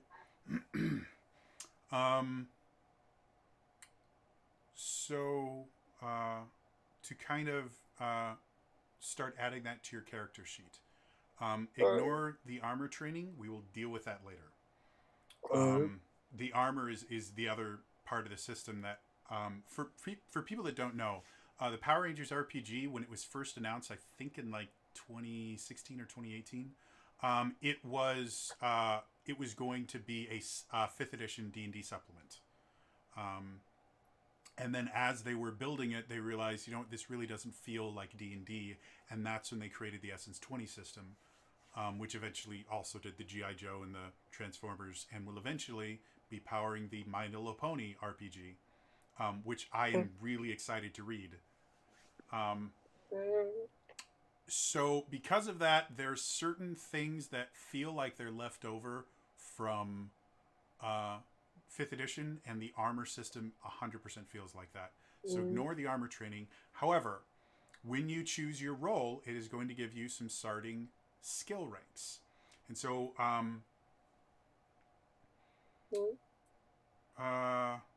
this is such a weird thing.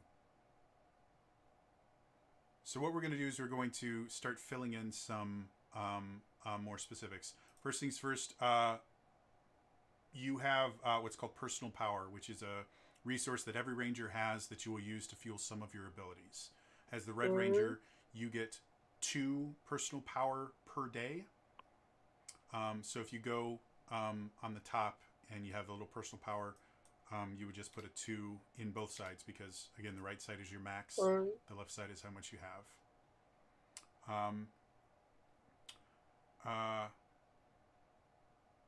I gotta look over how this works again because, again, it's weird in this. Yeah, okay, so this is how it works. That makes perfect sense. All right. So the other thing, if you look on the Red Ranger table, you'll see at the right side it has 4 columns: strength increase, speed increase, smarts increase, social increase. Yeah. Whenever you get to that level, that's what you're going to increase. At first level, you increase your strength by 2 and your social by 1. So we can go ahead and just add 2 to your strength, 1 to your social. And that's in addition to anything your origin did. And then under the training section, it says starting skill ranks. What that means is your might skill under strength starts at a +2, which basically means you're at a D4 for might. D4. And then persuasion is a +1, so that's a D2. And that coincides directly with your strength essence score went up by 2, and now you have 2 ranks in might. Your social essence score went up by 1, so that's how that works. Equipment, don't worry about that. The It's Morphing Time feature, if you want to copy that text from the book, you can. It's basically talks about how morphing works, makes you guys cooler. I would probably say you could put that in the power section. Most of these things, most of your role features, you can put into the power section, and literally just when you click on edit powers, you'll have name, you can say it's morphin time, source, role power, description, and you can just copy paste, and then you have everything right there in your character sheet if you ever need to reference it. It makes it very, very simple and easy. All of you are going to have the It's Morphin Time ability at level 1. The other thing you get for the Red Ranger is Power Strike, which is basically when making any form of melee attack while morphed, you can spend 1 personal power to add a number of bonus damage to the attack if successful. And that's based on, if you look at the table, you have a Power Strike column. Effectively, you can treat that basically like a Paladin Smite kind of thing, where you burn a power point to just add extra damage. I know 1 damage sounds like not a lot, but remember your starting health is 2. Yeah. So a lot of the low-level monsters you're going to be dealing with, hit points in general are very, very small because most weapons only do 1 or 2 points of damage. So increasing it, like most melee attacks will do 1 point of damage. So increasing it by 1 means you do double damage. So, another thing I like about this is the numbers are small, so math is easy. And that is everything you get for your role. So as much as it seems pretty complicated, it's actually a pretty simple process of putting your role in your character sheet. Do you have any questions? No. Cool. So let's keep going with everybody else. Let's just go right to left this time. Dale, have you picked a role that you feel fits your character? I have not. Okay. And I am reading things. Cool. Let's go to Imp. Imp, do you have a role in mind? For what you described initially, I thought the Anchor/Black Ranger role might fit you pretty well. Yeah, see, I was kind of torn between that. I was torn between the yellow and the black. Okay. Because on the one hand, we have the trying to use persuasion, and I didn't know like what Daniel might pick in terms of for the kind ranger, because it sounded like since he was going for kind, I wanted to be fair on that too, because I didn't know what he might be going for. So I could go either yellow or black, if depending on what someone else. I kind of thought Anchor, but I could go yellow, black, or pink, depending on what anybody else wants to do. I could make all of that work. Because I was also thinking yellow just for like, again, for more influence, like Peter Parker, Michelangelo, super nimble, dodgy, out of the way, because it's like as much as I like the social side, and that would give me the bonus on the social. I'm trying also not to be. I'm fighting my optimization side. I have a sliding scale. I prefer RPG. I prefer RP more. Well, it's the other thing that I like about this system is, while yes, if you really want to try and min-max this, you can, but compared to something like Pathfinder or Third Edition, where building a useless character really easy to do, finding a way to make a bad character in this system is really, really hard. There are going to be ways to use literally every single build you could possibly think of. I also kind of see my characters being more nimble. Okay, so yeah, Was the reason why I was going to yellow. go ahead and go with the yellow roll. Okay. And then, Daniel, does that mean do you want to go with the black or do you want to go with the pink? Again, don't worry about colors. We will decide on colors later. Yeah, this is mechanic yellow. Yeah. I have no problem with my color being pink. Okay. I like that idea, but when I was talking about my character, I almost used the word anchor to describe their position on the team. Yeah. So. And again, if you're looking at the Black Ranger, their first level ability is called Heart of the Team. Yeah. So I mean, if that's the role that you want to go with, I mean, it fits really well. That's why I was thinking Daniel will be black, but I want to check. The actual, if you look at the mechanics here, and I think this is one of the things I think is really interesting, the Heart of the Team mechanic, as a free action, you can apply an upshift to the role of any ally within 60 feet of you that can understand what you're saying. This costs one of your quips and speeches per long rest. That's your limited resources, quips and speeches. The value of this die roll increases to the listed amount 5, 10, 15th level. So it's a bardic inspiration style thing. Okay. For anyone wondering what upshifting and downshifting is, we've already talked about snags and edges, which is one way you can affect your roll, and that affects the d20. Up and down shifts actually affect your dice. What it means is if you your skill dice, if you get an upshift, let's say your normal skill in this is a d4. If you get an upshift, for whatever roll you're making, you're going to roll a d6 instead.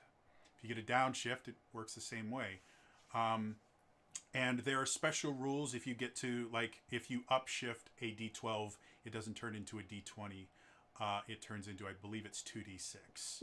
And if you downshift a d2, it turns into a flat roll. And if you downshift it twice, it turns into a snagged roll. Kind of things like that.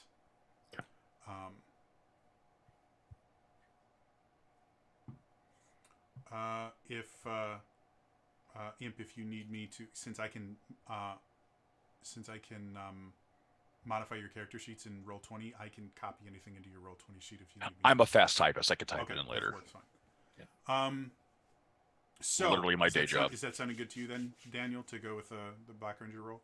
Yep. Dan, I like it. has that narrowed it down for you a little bit as far as what you're thinking? We've got A red, little bit, black, yeah. and yellow. So I'm torn between, I'm going to be a teacher's pet again. I was writing down what your names for the other ones were. Let me see if I get it right.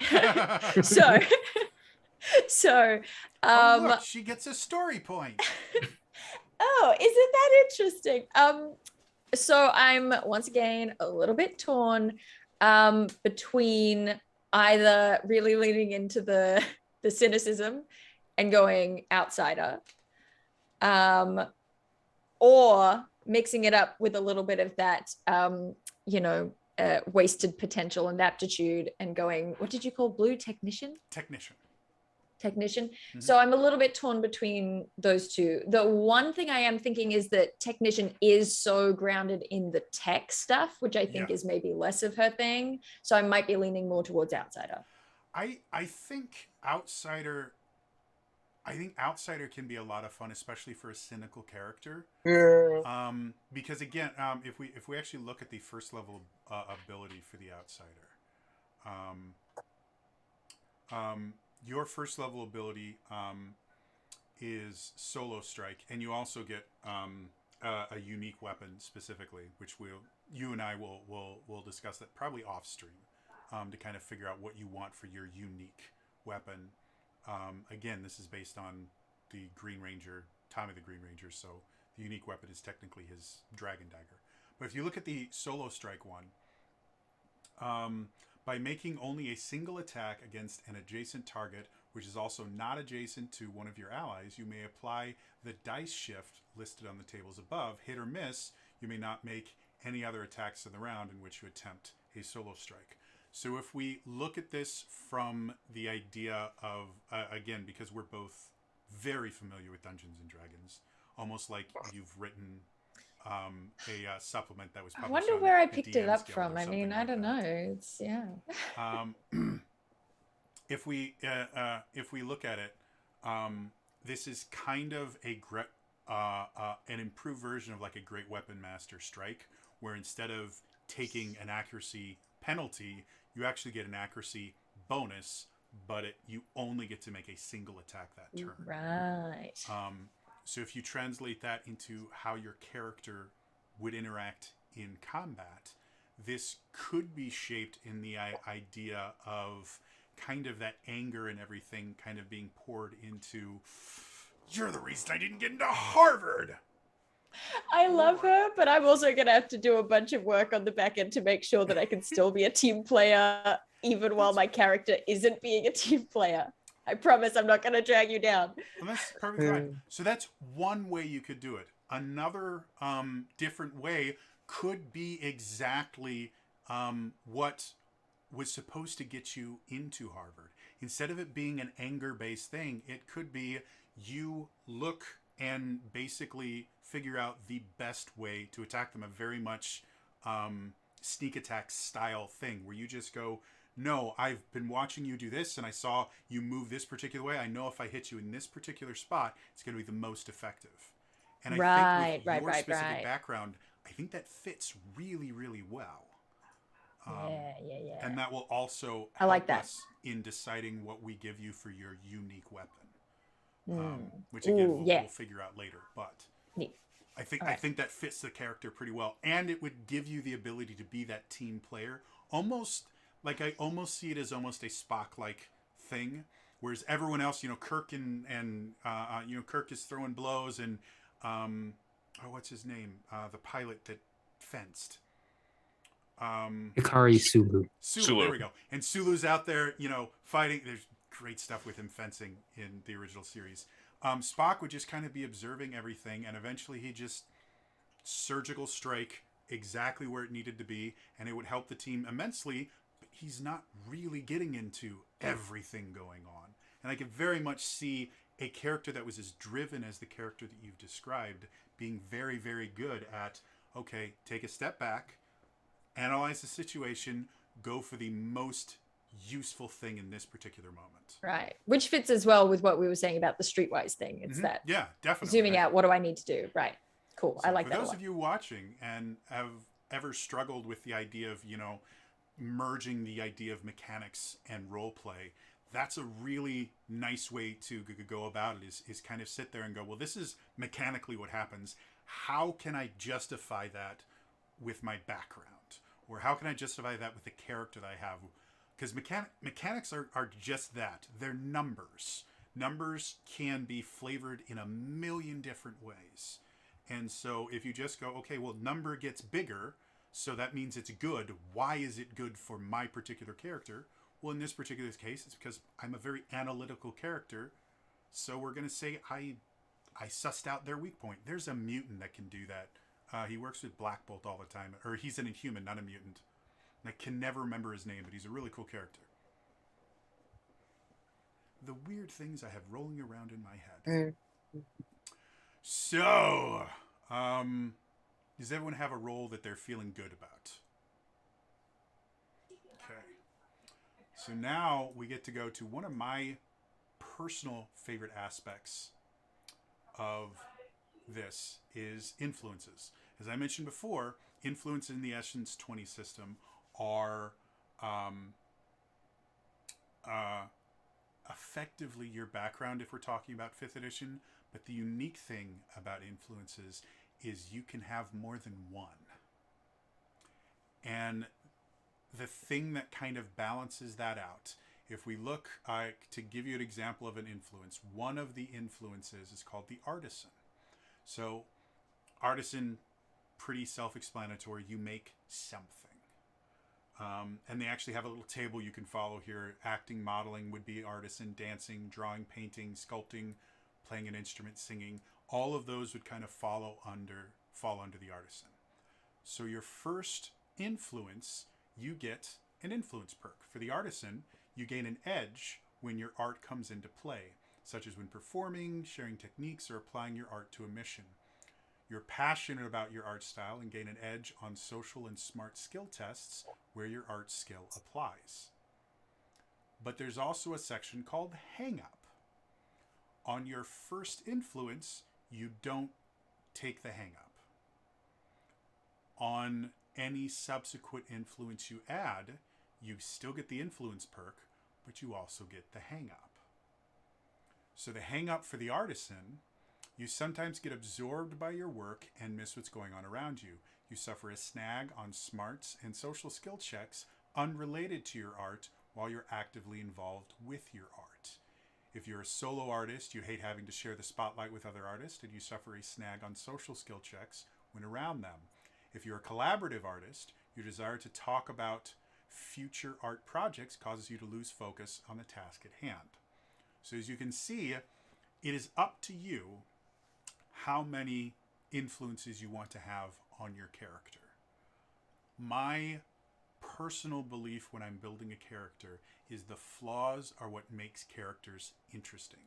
So if you want to choose a single influence, you don't have to worry about hangups at all.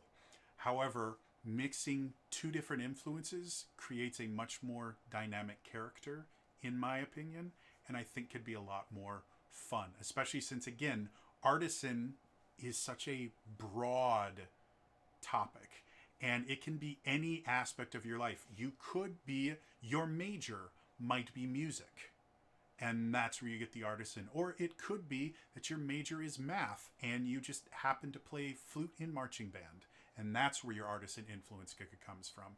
So I'm going to just list the different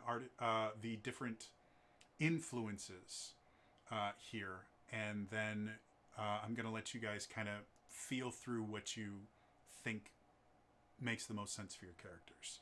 So the influences are artisan, caretaker, community helper, small town roots, martial artist, nomad, not from around here, student, survivor, and teacher. And I do want to kind of point out, if you decided to, like, technically you're all students, but if you wanted to take the student influence, being a student is a significant portion of your focus. You probably take school a little bit more seriously than maybe some of the other people who don't take the student type of background.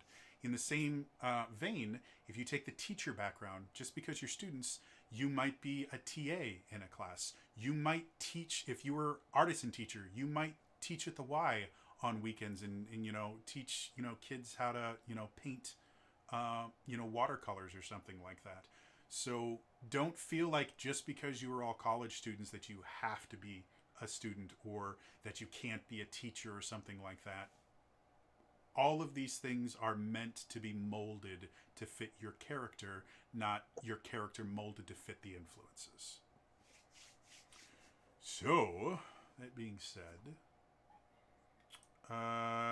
let's go with, just because she's fun to pick on, let's start with Dale. Always pick on me, it's fine.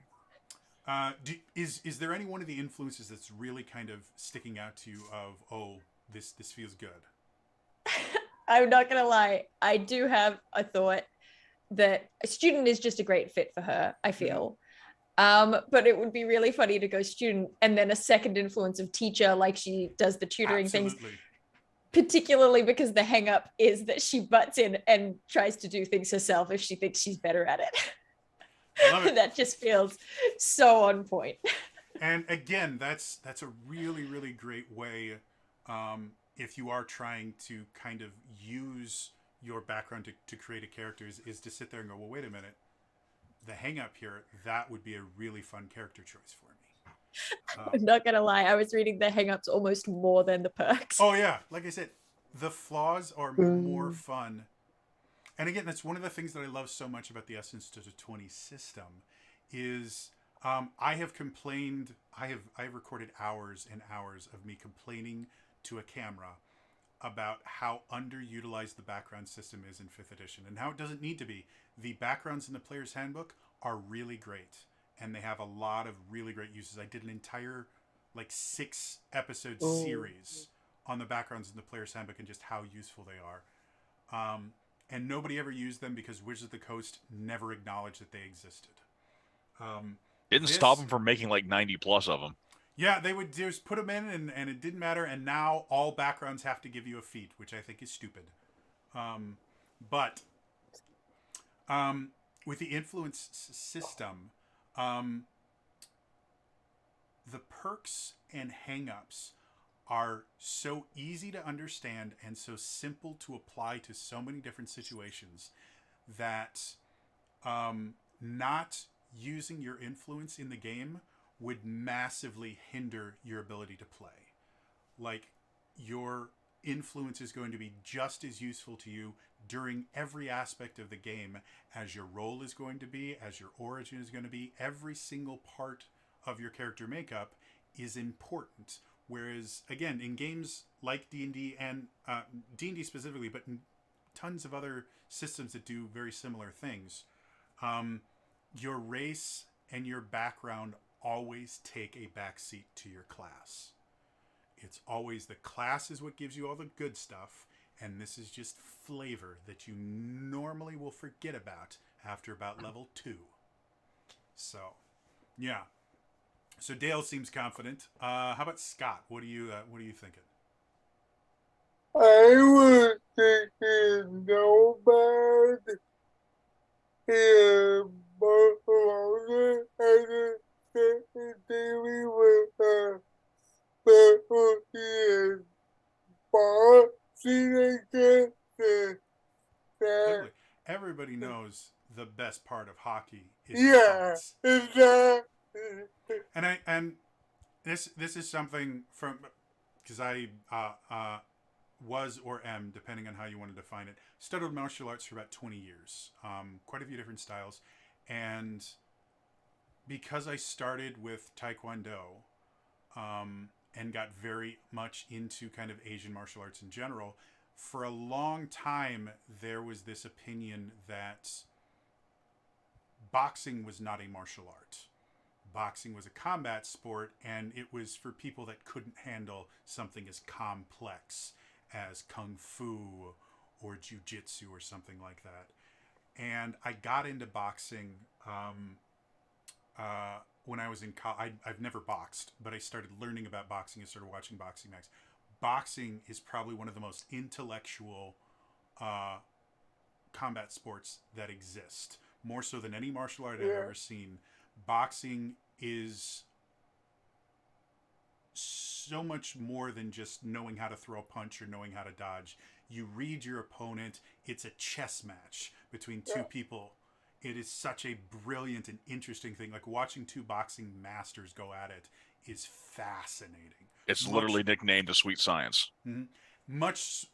Much more so than I wasn't a huge fan of MMA when it first started because technique was really, really bad, and it was just a bunch of people flailing at each other. But boxing was fascinating to watch. So yeah, I really like the idea that, especially again, having friends that were hockey players, cross training, especially for something that is a lot of people don't realize hockey is a really, really conditioning based sport because you're in heavy pads. You are on skates and you are moving the entire time that you're on the ice. And so in the off season, you have to have something very, very conditioning based to do it. And boxing is a really, really great thing. So I love the idea of a boxing hockey player, especially since the fights with a boxing hockey player would be amazing. I was watching this dude just drop his sticks and rip his and you just sit there going foom foom pop pop boom and he's down. That would be a fun fight to watch. The best part of a hockey fight is when they throw the gloves off. I Just think flies it would be off. really, really funny, especially thinking of your background where you came from a very expensive school where you probably you might depending on what you want to do, you might have been on the boxing team. Like Yeah. it would totally make sense. And so you get here and at your private school and in the league that they dealt with, if a fight broke out on the ice, it was two people that knew how to fight. And now Yeah. that you're in the kind of scrappy leagues, I think it'd be hilarious for you to just in a situation you see a fight start and you're like, oh, fight is starting, and you get ready Yeah. and they just like tackle you. You're like, what the? This isn't how fighting works. Like I think that would be a really fun character moment. And I really like the hang up Mm-hmm. for and then who's going to it harassment well Kane asking you. Yeah, and that's I mean, if you know anything about hockey fighting, yeah, how about going to the Yeah. one? because both of you are getting time in the penalty box. Yeah. One of you is getting more time in the penalty box or is getting ejected, Yeah. and it's whomever throws the first punch. And so part of a hockey fight is getting them to make the first and sometimes it's not even the first punch. You throw your stick down and you toss your gloves off first. They're going to say, well, you started the fight.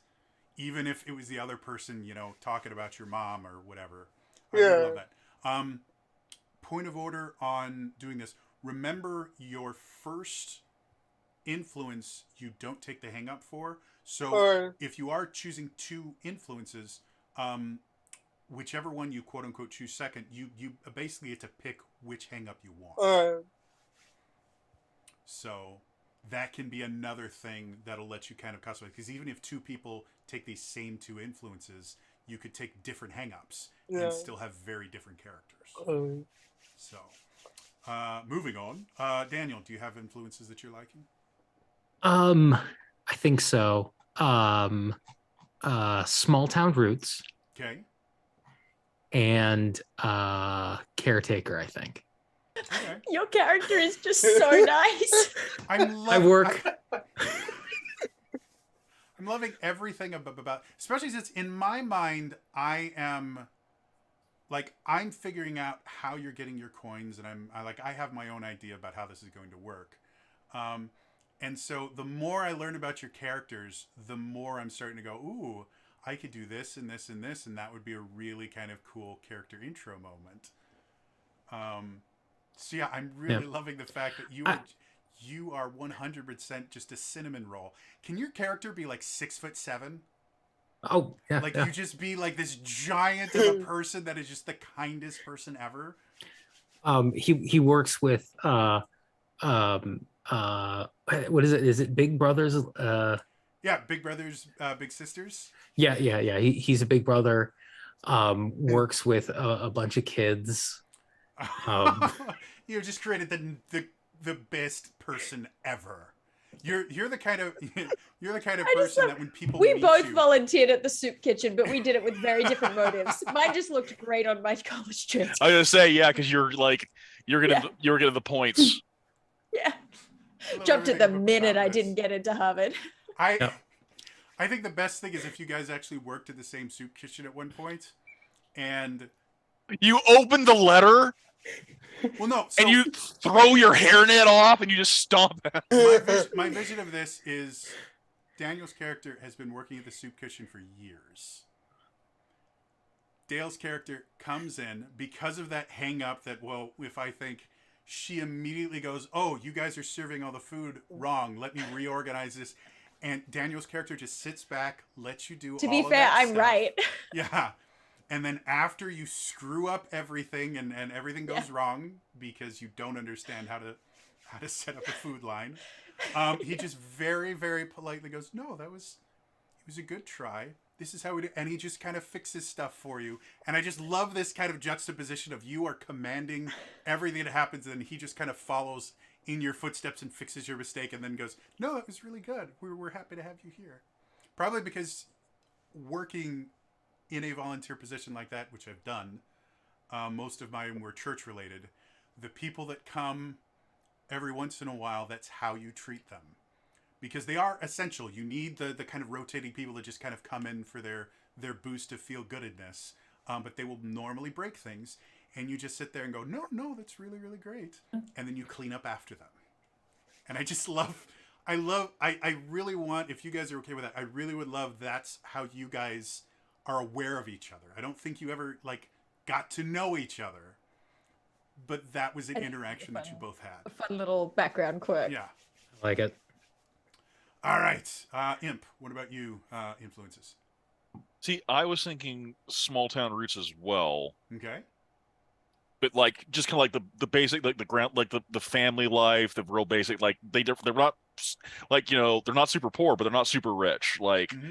I was visioning like his mom was a teacher, his dad worked at like a factory, something. He's a real practical job, and you're going to college, major whatever you want, but like you're going to college. And so I was thinking like small town roots kind of spoke to me. Like he's from Angel Grove, but he's not like I would, so because Angel Grove is effectively Los Angeles. That's what Angel yeah. Grove is meant to be. I would say if you want to be small town roots, I would almost say, because the town that I went to high school in had 20,000 people that lived in it, but it was a very rural community, and because of that, a lot of the things that happen in small towns, like I had a teacher that had taught 3 generations of the same family.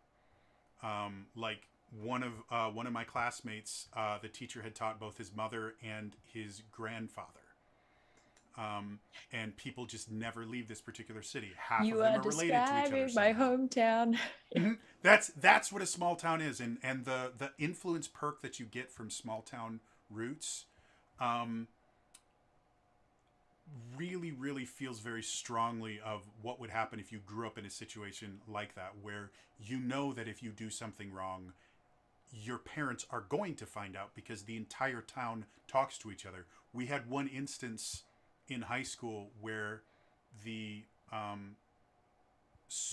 fall musical they decided to do was a show called Applause, which it says specifically in the catalog that you order these musicals for schools from.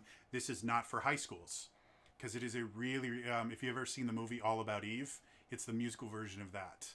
And there's lots of really, really horrible stuff. The character Eve basically sleeps her way through the production staff to get she's the understudy, and she gets the lead actor basically canned by sleeping around. Not a great thing. Before the show was cast, the entire town knew that the show was happening and had complained to the school board. Literally, like, we found out about the show on the night we auditioned for it. And by the next morning, the only people that knew about it were the people that had auditioned for it. The next morning, the principal had already heard about it and had already basically had to start dealing with the aftermath, which turned into we stopped doing that and we did The Wizard of Oz. So that idea of small town roots, if you do want to be from Angel Grove, I would kind of recommend maybe from a suburb. Yeah. Like an outline, not from Angel Grove proper. I don't know the LA area nearly well enough to be able to, but there are, like, my instant. I know that, and I know instant Orange thing is County. Bakersfield, which is not in LA. It's well outside, but that's the only thing that I can think of when I think of LA and not LA. So, but yeah, you're welcome to do anything, but if that's the feeling that you want, I would recommend we do that. And I was thinking like the hang up side, I was actually thinking more of the community helper in regards to just you're always running into dangerous situations, because I think he's always going to want to, if he can help someone, he will. Definitely. So the community helper table specifically lists EMTs, firefighters, police officers, National Guard. do you want to add that as part? Because I mean, the community helper that Daniel was talking about is basically soup kitchens and stuff like that, which is perfectly fine, and I think it's great. But if we want again to kind of differentiate your character, Yeah. do you want to say that maybe before maybe you had a skip year or whatever you want to call it, where you took a year or two between graduating high school and before you went to college, where you actually got a job, and maybe you were an EMT. I cannot remember the qualifications to be an EMT, but I don't believe it requires a college degree. See, the jobs themselves don't speak to me. It's just like, but it just seemed like the hang up of always like, yeah. I mean, something along that line. Maybe, maybe you were a neighborhood watch or something that, what if it was even just you're a trained first responder? We could say maybe you're trained in CPR. Or something like that, something that would give you a reason where in a dangerous situation you feel a compulsion to actually go in and help. Does any of that sound good? You see, I didn't feel like I didn't think the job set fell for him, because I felt like if that would be more his thing or not. So what I'm talking about is if we want to kind of build the hang up is literally when a dangerous situation happens, you feel compelled to be in there. Mm-hmm. Why is what I'm asking you. Why would you personally feel that you need to run into a dangerous situation when you're not involved in it? Again, the reason they put the EMT and stuff like that is it is literally their job to go when everyone else is running away. So if we're going to use that hang up, let's come up with a reason why. What is it about you that makes you feel that you are uniquely qualified to go into a dangerous situation? Not necessarily about qualify, but always about like the family background. If you can help someone, you help someone. If you see someone there. So like if there's a car wreck, you're going to rush over. If there's someone who fell down, you're going to rush over. If there's just someone if there's just someone who's like who seems lost. So let's play with your background a little bit. Let's talk about your home life. What if the reason that you feel this compulsion to go into dangerous situations is you are maybe not the eldest, though you can be, but you have a decently sized family and perhaps maybe a single parent or just two parents that both work. So you effectively had to raise your siblings. Whether or not you were the eldest, you kind of were thrust into that role. And because of that, it is simply second nature when you see something dangerous happen, because in your home life, if something dangerous was happening, it was probably caused by one of your siblings. So hang up comes from Big Brother. Yeah, I think because I 100% here. Because in my head, I also imagine like the show setup. Like sometimes I imagine like a show, like this is like Power Rangers. The little sister thinks something's up. Because one of the things you're not supposed to reveal your identity as a Power Ranger, so, and she has like all these conspiracies, all these things going on. Play with that again. We're playing for 4 sessions, so we may not be able to get that ball. But I did imagine like he has his parents, both are like in some level of working. Grandma lives at home too, and he's always rushing in and out. I really think, again, if we want to kind of focus on that hang up, I really like the idea of, because we need a reason. It's not most people's second nature to run into danger. And so I really like that kind of protective idea of, I'm going in because I'm so used to being the protector. I'm so used to being the person that cleans up the problems. It is now second nature. When I see something bad happening, it's not that I feel that I'm more qualified. I'm just so used to doing it. I do it without thinking. I've had to do it so often for grandma or little sister, little brother, whatever. And I like the idea of a big family. I'm a big fan of having 5 or 6 siblings or something, because it adds a really interesting dynamic to a character. So do you like that? Again, this is your character. I'm throwing out Yes, ideas. I like that. No, yeah, that's exactly that fits actually what I had envisioned for him, so that would make sense. Cool. I all right. feel like I just realized that I totally derailed Daniel's thing earlier when he was saying that he's going to be a caretaker, and I want to know which one you've got hang-ups for and all sorts of stuff. Oh no. I was thinking small town is my first one, Mhm. and caretaker is the second one. So my hang up is that they're like Yeah. my little brothers. Like if they're in danger, I have to go help them. I can't let them be. Mm-hmm. And one of the nice things about that, again, the core of any Power Rangers series is the kind of connections that the characters form, especially since most Power Rangers series, they don't really know each other before becoming Power Rangers. It's relatively rare that they are really good friends before becoming Power Rangers. So having a situation where both Daniel and Imp's characters have the exact same reaction of they both rush into the dangerous situation would be a really great bonding moment for both of you, especially since the reason why you do it is very different.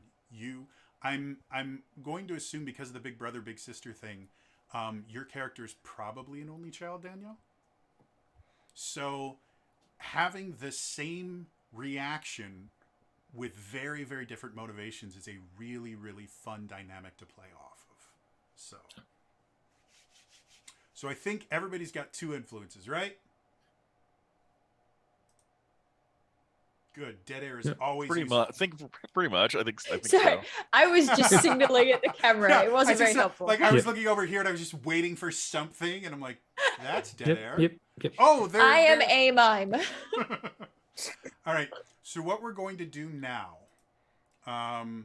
is we're actually going to go back to chapter 2 because the next thing that we're going to do now that we've chosen all this stuff and we've kind of put everything into our character sheet, you're not done building your character because now you get to assign your essence points and essence scores. So you already have some bonuses to your stuff from both your origin and your role. Have already done that, and those have already turned into skills. None of you have taken any specializations yet. So when you create your character, you now have 12 essence points to spend between the 4 scores. This is in addition to the other stuff. So now you just get to take 12 and put them into any ones that you want. The only limitation is every score has to have at least a 1 in it. So you cannot have any 0 scores. And I believe at one point I thought there was a max, but I can't remember. If anyone wants to really, really minimize, where it's 1s in everything's and then like a 19 in something, we'll talk. So what I want you guys to do now that you're really getting a good feel for who your characters are, and you're really getting a good idea of how you think that they should be, you can start kind of assigning your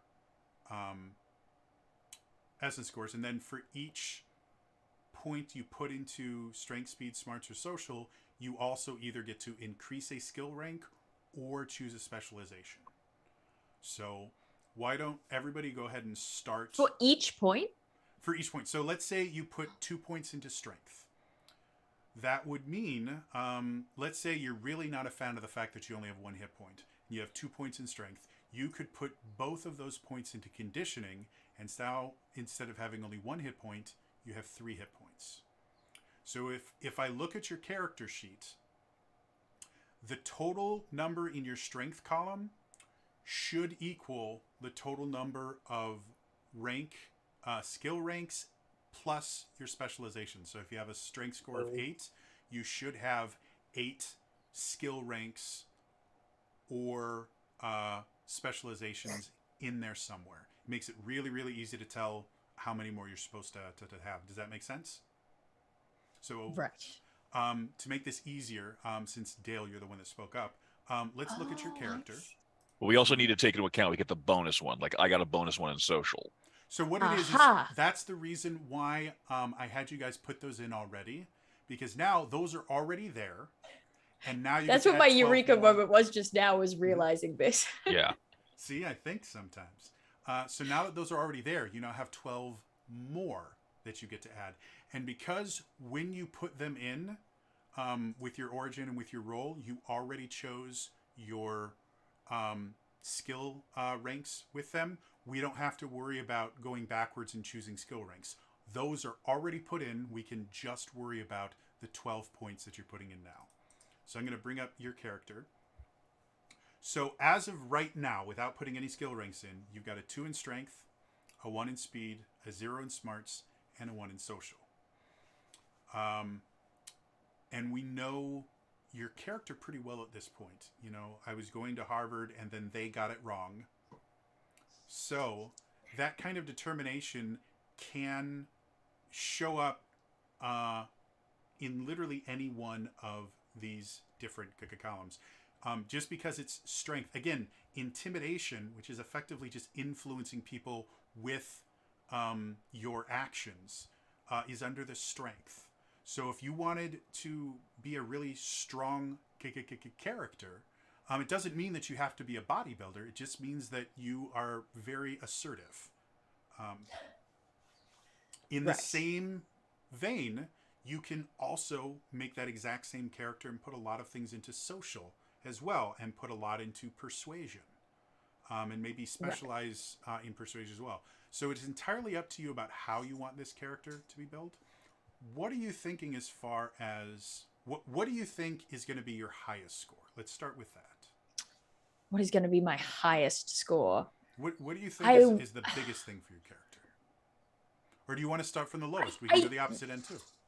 I'm thinking that it'll be either smarts or social. I think that that's the angle that she went with, because, you know, it's modern Western culture encourages women to be socialized in a certain direction, and she went with it. But I don't know which one. I'm trying to remember earlier on. I know it's not the question that you asked me, but I feel like earlier on when you were going through the skills, you mentioned deception had a specialization in flattery, and that seems like something I should have. I mean, it would fit. So you've already got a 1 in your social, and what I like that you're a good guy, but you're working on being very manipulative. Yeah. I think it's great. I think it's a really fun, interesting character. I'm starting with a starting point. We'll see if I have any growth. It's like Power Rangers meets Heathers. Yes. So they do give basically the standard array from 5th edition. They have a version of that for this, and that standard array is they call it the common spread 4-3-3-2. So if you just wanted to go with that, you could put a 4 in your social, and then that could turn into deception 3 ranks, and then specialization in flattery. I got to think about this for a minute. That's You're gonna have to perfectly go fine. to someone else, and I'm gonna. We can keep bouncing Figure it around out. from people as you figure out. One thing I do want to make you all aware of, we haven't talked about combat yet because we haven't gotten to it, but your speed score is actually important in combat because it actually controls how many things you can do in a round. And the way that it works is, if you have a speed of 1, there are 3 different types of actions you can take in the Essence 20 system. They're a move, a standard action, and a free action. Again, free action is a misnomer. Don't get stuck up on the free. If you have a speed of 1, you can only take either a move action or a standard action, which your standard action or your attacks are basically everything you're going to do is going to be a standard action. If you have a speed of 2, you can take a move action and a standard action on your turn. If you have a speed of 3, you can take a move action, a standard action, and 1 free action. For each rank of speed above 3, you get an additional free action per turn. So someone with a speed of 4 would have a move, a standard, and 2 free actions every turn. Speed of 5, 3 free actions, etc., etc. So I'm going to say, to make this easiest on everyone, bare minimum, have a 2 in your speed. You want to be able to do a move and a standard at least. What will probably feel the most familiar, since everyone here has played 5th edition D&D, if you have at least a 3 in your speed, you will basically get a move, a standard, and a bonus action, which is what a free action is. And that will feel the most familiar.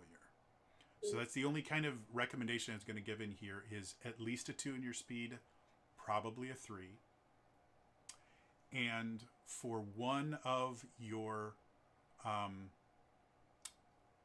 skill ranks in speed, it's not a bad idea to take initiative, at least getting it to a D2, so that you're not rolling a snag at initiative. Does that make sense to everyone? Okay. So that's the only hard recommendations I'm going to give. Since Dale is now going all beautiful mind on us, let's go to Imp. What are you thinking about as far as your thing? Do you have one that you feel is going to be your weakest or your strongest, or what are you thinking? Working with the standard array option, and then your recommendation about what was I punched it in, and I've taken account with the bonus point I got with a social. Mm-hmm. So I feel like my lowest one, like he's not Mensa material, but he's got the average intelligence. He's like, the basic spread. Mm-hmm. So I feel like because it ties his social and his speed because of the nimbility. And so again, going with the, he's good at ducking, diving, dodging. He was so he was really good at dodgeball in high school. And I didn't want to take too much of a dip, so I think I was going to keep the strength at 3. So you tell me, because I'm kind of I may be getting a little bit ahead of myself. Mm-hmm. The weapon choice, you tell me if this is viable or not. I was imagining a Scream-a-Stick style. So like a para? Yeah. Yeah, that makes sense. Like a controlling the situation, like smacking pressure point type thing. Yeah. I was also imagining, this again, I might be getting ahead of myself, like Captain America, but with batons, swings a baton out. Yeah. Swings the baton out, knocks him off, comes back. Oh, that is totally Daredevil. Yeah. That really would have been more obvious. Yeah. I mean, that's that's how Daredevil fights. He's super cool. Yeah. That way. All right. So recommendation based on what you just said. Technically, using batons like that, you can. So when you make an attack. The way that it works is you will tell me, I'm going to make an attack, and this is the attack that I think that I should be making. Mm-hmm. And then we kind of talk and justify it, but we'll effectively kind of decide eventually, depending on the weapon you're using, this is what attack you're going to make. The defense that it targets is actually chosen when it is. There isn't every attack always goes against the toughness or against this. You actually kind of get to choose which defense depending on how you're describing using it. So because of that, pair of Scream-a-Sticks 100% could be strength-based, 100% could be speed-based. But because it sounds like you really want to kind of specialize in them, what I would probably say is whichever one you decide to go with, take if it's speed, take for your skills, take finesse. If it's strength, take might. At least get it up to a D4, if not a D6, and then specialize in blunt weapons.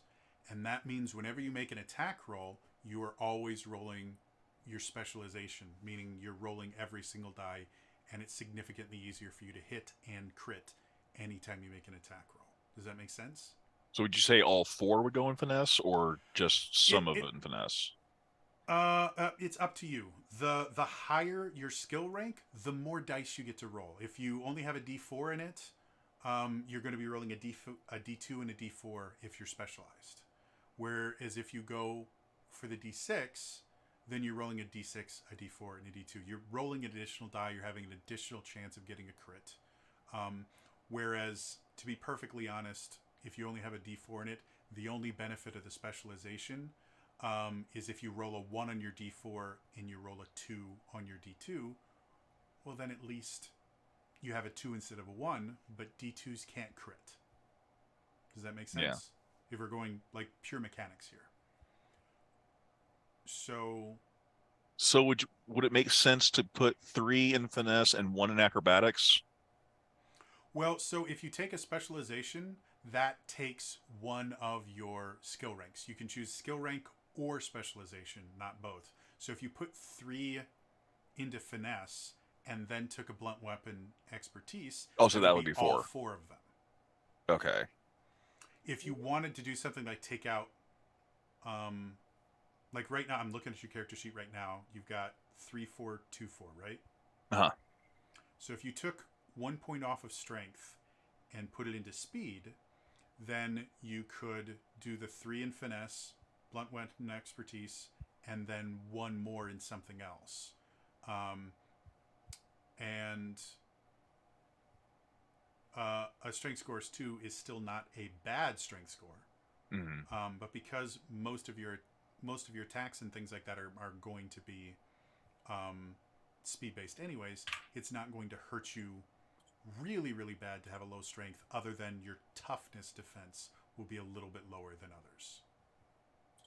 So, Because I'm hoping like to be dodgy.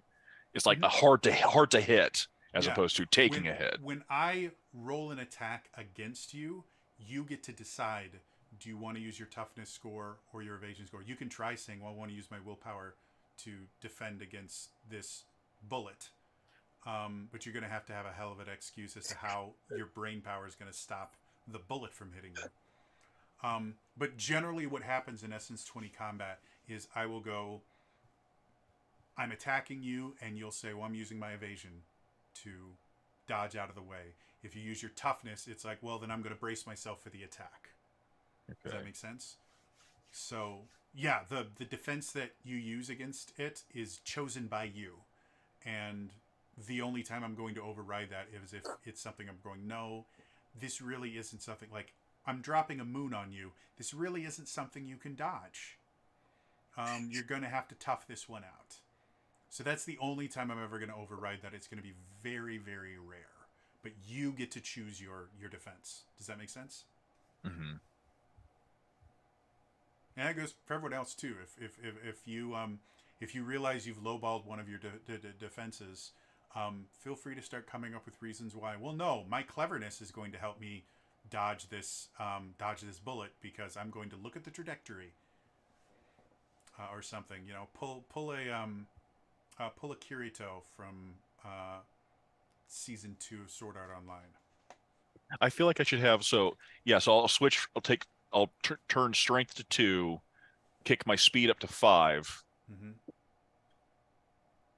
So I guess so 3 points. That means I'm a D6 because of the specialization blunt weapons.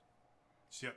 So if you have a D6 and a specialization in finesse, that's 4. That is 4. So you still have 1 more that you could put into acrobatics. You could put into initiative. So put into acrobatics. Okay. So does that mean it's a D2? That's a D2. Yep. First rank is always D2. Now it does mean whenever you roll initiative, you'll be rolling it with a snag because you are untrained. Anytime you make an untrained check, you roll a flat roll with a snag. Oh, so even if I put a point into acrobatics, it's still untrained. No, acrobatics is trained. I'm talking about initiative. Oh, okay. Yes. So if you make an acrobatics check, you would not roll it with a snag. You'd roll a D20 plus a coin flip. But anytime we roll initiative, because you are not trained in initiative, you're going to be rolling with a snag. Which, again, isn't the worst thing in the world, especially since you're playing the monk. So pretty So fast. let's say because like it's like we're level 1 characters. Yep. So I'll put It's the not point like into you're level 1. You are level 1 characters. Yeah. So I'll put the points into initiative. Okay. And if it depending, how we handle leveling up, and then like maybe I'll focus more into acrobatics. Yeah. As you level up, if you look at your roll, it shows when you get improvements. I believe every level you get at least one improvement. And again, this is just like D&D 5th edition. There's 20 levels. Yeah. So you will be leveling relatively quickly. Even in our only 4 sessions, we will definitely get to level 2 rather quickly. There's a good chance we will get to level 3 before we have our final game in December. Because that's why having 5 in speed and having nimble fighter sounds really nasty. Mm-hmm. Yeah. So you feeling good on your spread? Yeah. Okay. Daniel, do you have ideas? I do. I don't know if they're any good or not, but Okay. I put 3 into strength, 5 into speed, 3 into smarts, and 5 into social. Okay. And then what specializations or skills did you? Right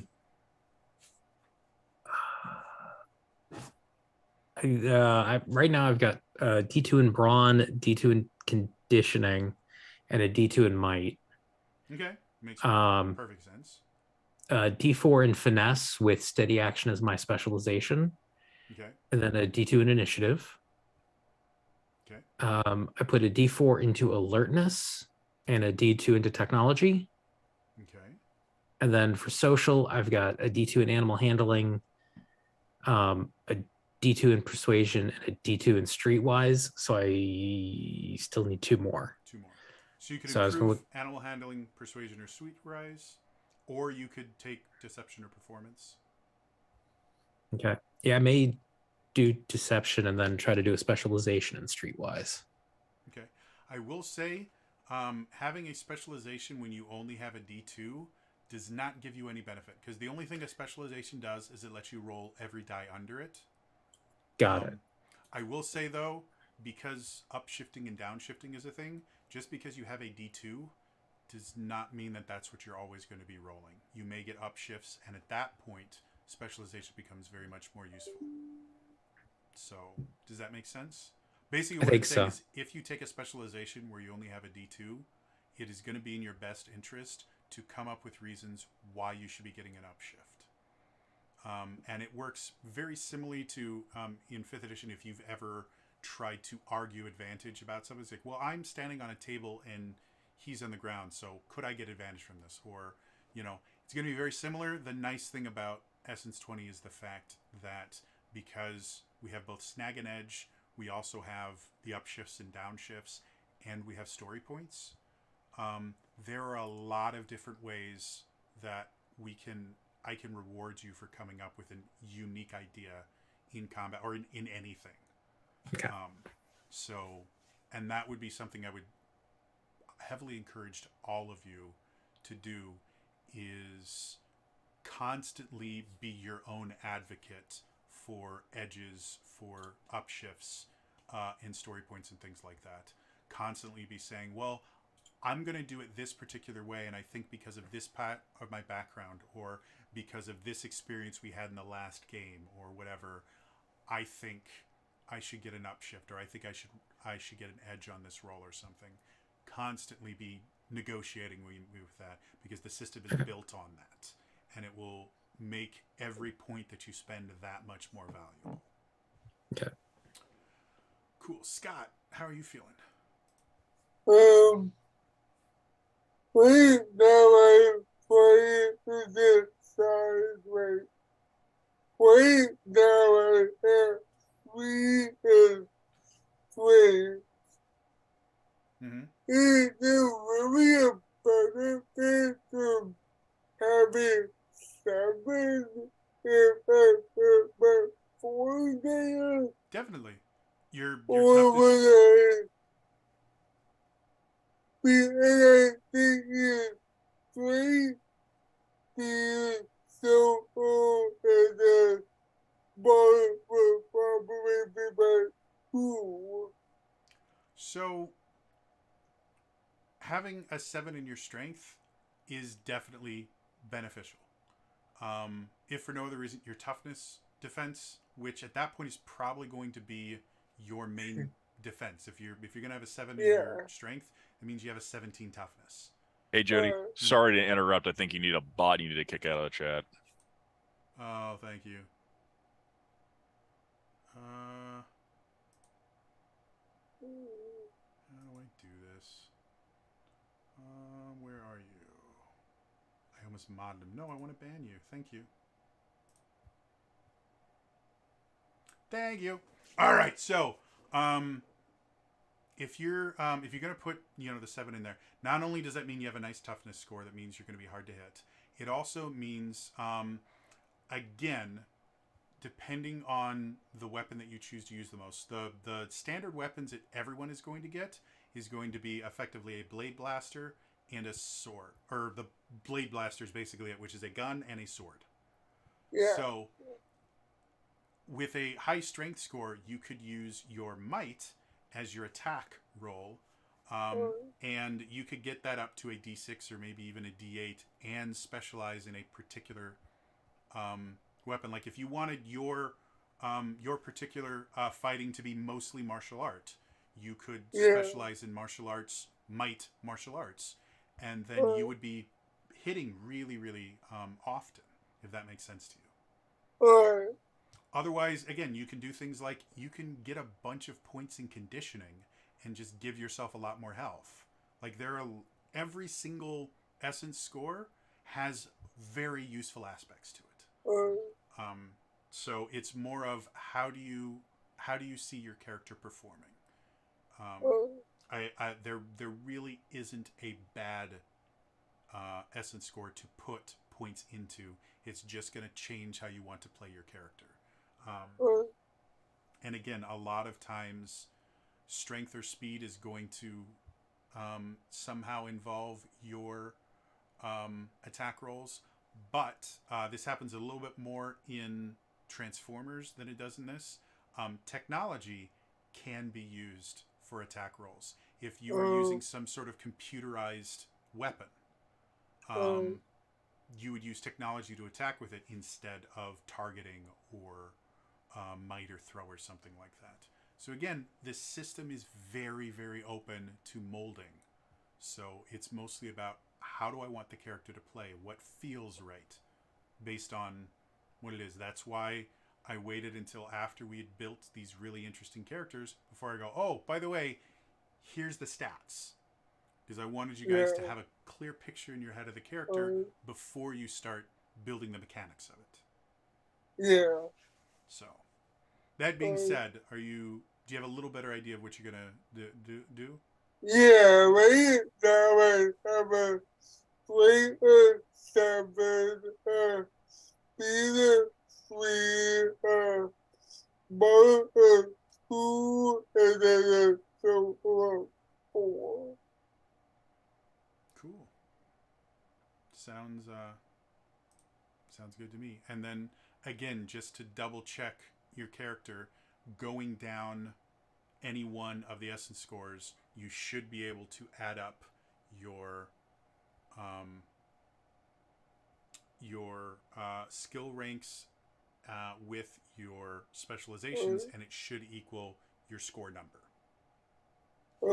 So if I specialize in martial arts, that would be a might specialization. Yes. Technically, martial arts can be either finesse or might. For your particular character, because you have such a high strength score, we're going to do a might specialization because it makes the most sense. And then if we wanted to specifically give you a martial arts, we would probably like if you wanted to focus, you might be someone that practices like Shotokan karate or Krav Maga, something that does specialize a little bit more in striking, because that is a very strength-based thing. Whereas something like Crane style kung fu would be a little bit more of a finesse style, or Aikido if you wanted a more kind of finesse grappling style. Right. Again, you don't have to name a martial art. I'm just giving examples. We can just call it martial arts and be done with it, because let's be perfectly honest, especially the more modern stuff, the martial arts that they practice a lot of times look real pretty on camera and have no basis in any martial style that has ever existed. So I think I'm going to go back to Dale. How are you feeling, Dale? You feeling better than you were when we talked originally? I'm slowly getting there. I'm Makes sense. slowly getting there. I think the thing that was tripping me up is that there's the image of like, oh, this is what the character's like, and then there's the mechanical layer of how that actually plays, in terms of like specializations and stuff. And I wonder if like the character is, sure, she's clearly smart, like straight A's, whatever, but I wonder if mechanically that doesn't come into it as much, just because the smart specializations, fewer of them, like I'm not wanting to specialize in all the different smarts things, you know what I mean? So I think I've good example from real life.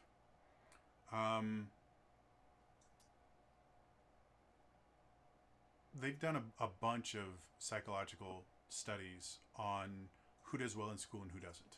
And something I believe is a little bit more recent, or at least it's something I was not aware of until fairly recently. Women do better in school than men across the board. And through doing a bunch of studies, one of the kind of defining traits of women in general is they tend to score higher on what's called agreeableness. They tend, women, just on average, I'm not saying this is how everybody works, but on average, women tend to want to be agreeable. They don't want to get. It's an into conflict. enculturation thing, right? It's not, you know. Yeah. The reason they do better in school is because they effectively do what they're told.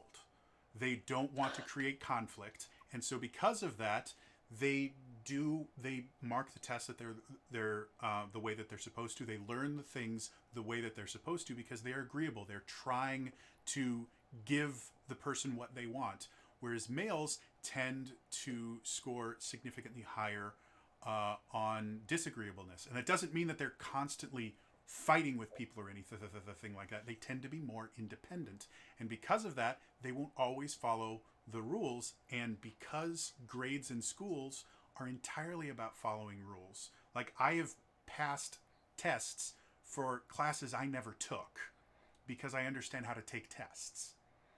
So when we relate that back to your character, a lot of people tend to confuse the idea of doing well in school or doing well in a lot of things with somehow being smart.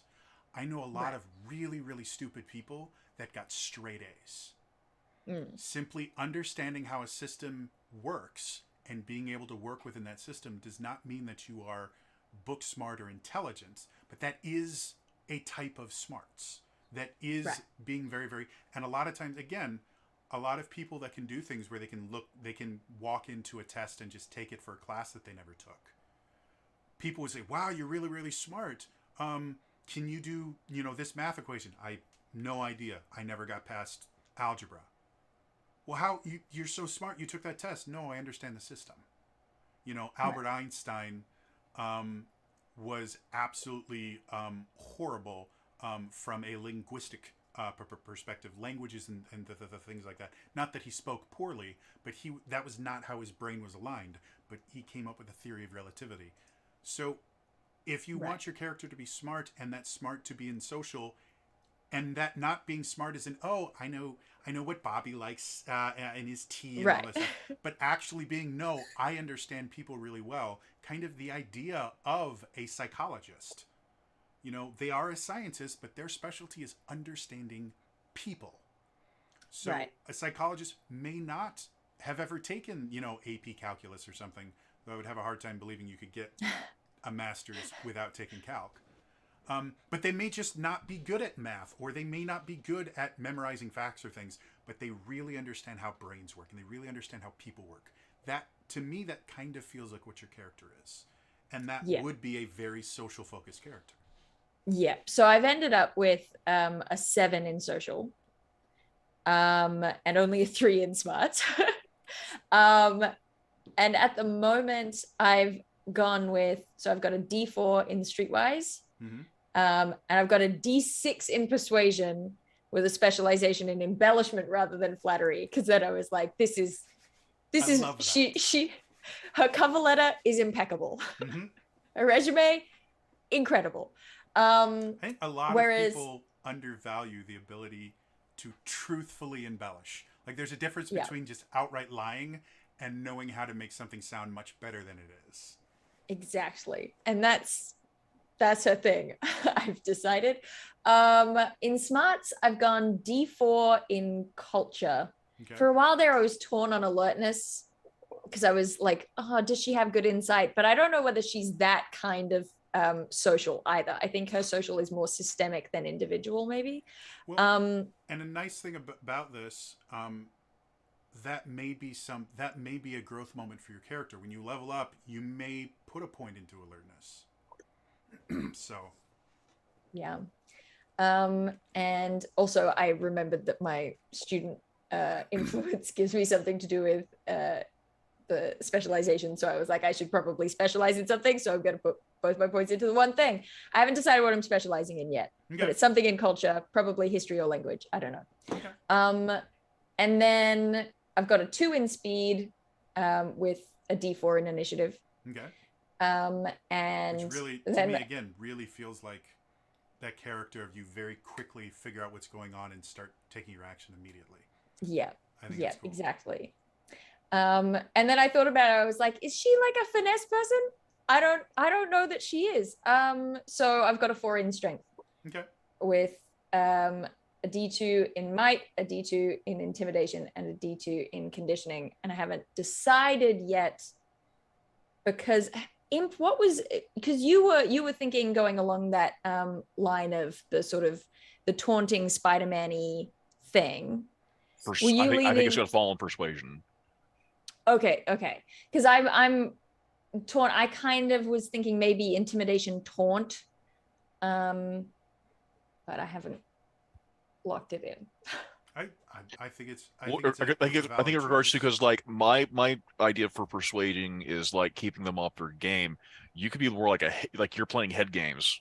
Right, and I'm a little bit like, hey, you come fight me. You know, it's yeah.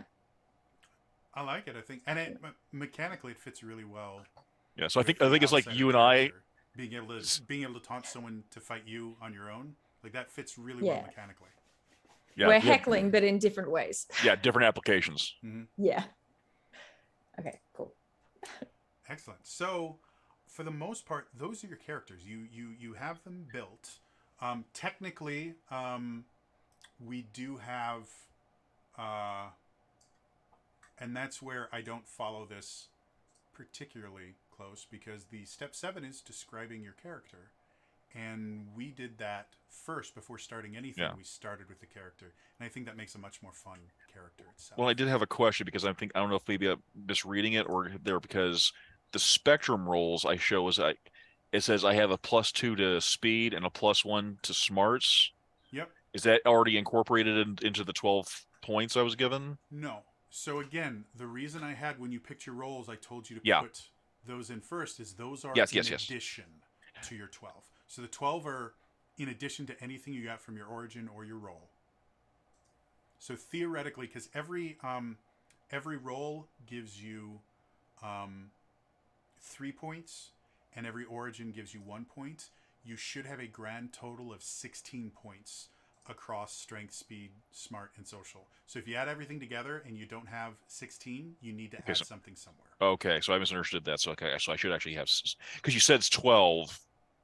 Because you said we were starting out with 12 plus our thing. I think I misunderstood that then. So we're actually working with 16. So Okay. yeah, 12 plus the stuff you already have. Because the 12 Because- you can put anywhere. The ones you get from your origin or role have to go in specific spots. So we actually are allotting 16 points, not 12. Yes. Okay. Sorry, so I want to make sure on that because they have that, and then I was looking at skill ranks, and they say skill ranks, I get a +1 to acrobatics or initiative, +1 to finesse, No, and +1 to that alertness. again, that is a misprint in this. What it Okay. is in your is that from the origin or the roll? Spectrum roll. Spectrum roll, yeah. So what that is? Oh wait, no. The spectrum roll that actually because all right. So going back to the roll, Yeah. let me actually get to one. So, which roll did you pick again? Yellow. Yellow. I'm gonna Yeah. use yellow to make it easier on you. So yellow, you get a +2 to your speed, +1 to your smarts. Okay, because for each point of speed you get, you need to do a skill rank or a specialization. They actually tell you what skill ranks you get that are increased by that +2. So you get +1 to acrobatics or initiative, +1 to finesse, +1 to alertness. Acrobatics or initiative is speed, finesse is speed, alertness is smarts. So again, you get 1, 2 for speed that coincides with the speed increase that you got. 1 for smarts. 1 alertness is a smart one. You get 1 in smarts. Does that make sense? I'm gonna admit, I'm like my brain's going backwards and forward on where I should be having. Okay. Because I guess I think if I just allotting like if I just hit that if I'm just working out the point value, then I'm just going to allot what I have. So let me bring up your character sheet and we can do this. So you're here. Let's go. Okay. So your speed, you have to have a rank in acrobatics or initiative. Yeah. Right now, you do not have a rank in acrobatics, but you do have a rank in initiative. So we've got that settled. You have to have a rank in finesse. You have a D6, so we already have 1 rank in finesse, 1 rank in initiative for your speed. So your speed is 5. 2 of those points came from your origin. And we've already dealt with the skill ranks for those. So you have 3 more ranks that you added in from just adding 3 to your speed. So that's currently right now I'm at 13, and not because of the bonus I had from social. I'm totaling up to 13 right now. Let me do math. 9, 13, yes. So theoretically, you still have 3 more points that you can add. So put 3 points anywhere you want. Okay. You have to have for smarts. You have to have alertness, which you don't have already. So again, you get alertness from your roll, so you have to be have a D2 and alertness minimum. Does that make sense? Okay, so I have to have at least 1 alertness. Mm-hmm. Then go ahead and put the other 3 points anywhere you want, and then just go down the list and count up. Yeah. To make sure that all of your ranks and specializations add up to your score. Does that make sense? Yeah.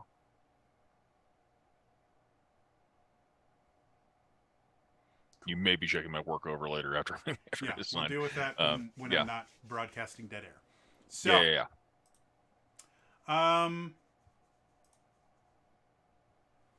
So you guys have your characters now. Like I said, we're not going to deal with the weapons right now. We will deal with your power weapons probably in between. We'll have just some messages in the Discord channel to talk about that, and I'll do that. You guys will find your. You guys will get your color assignments when you are given your Kuku coins. The final thing, when we play next week, which is we generally will not go this late. Generally, I try to limit this to about 2 to 3 hours. This is a little bit more in depth. So,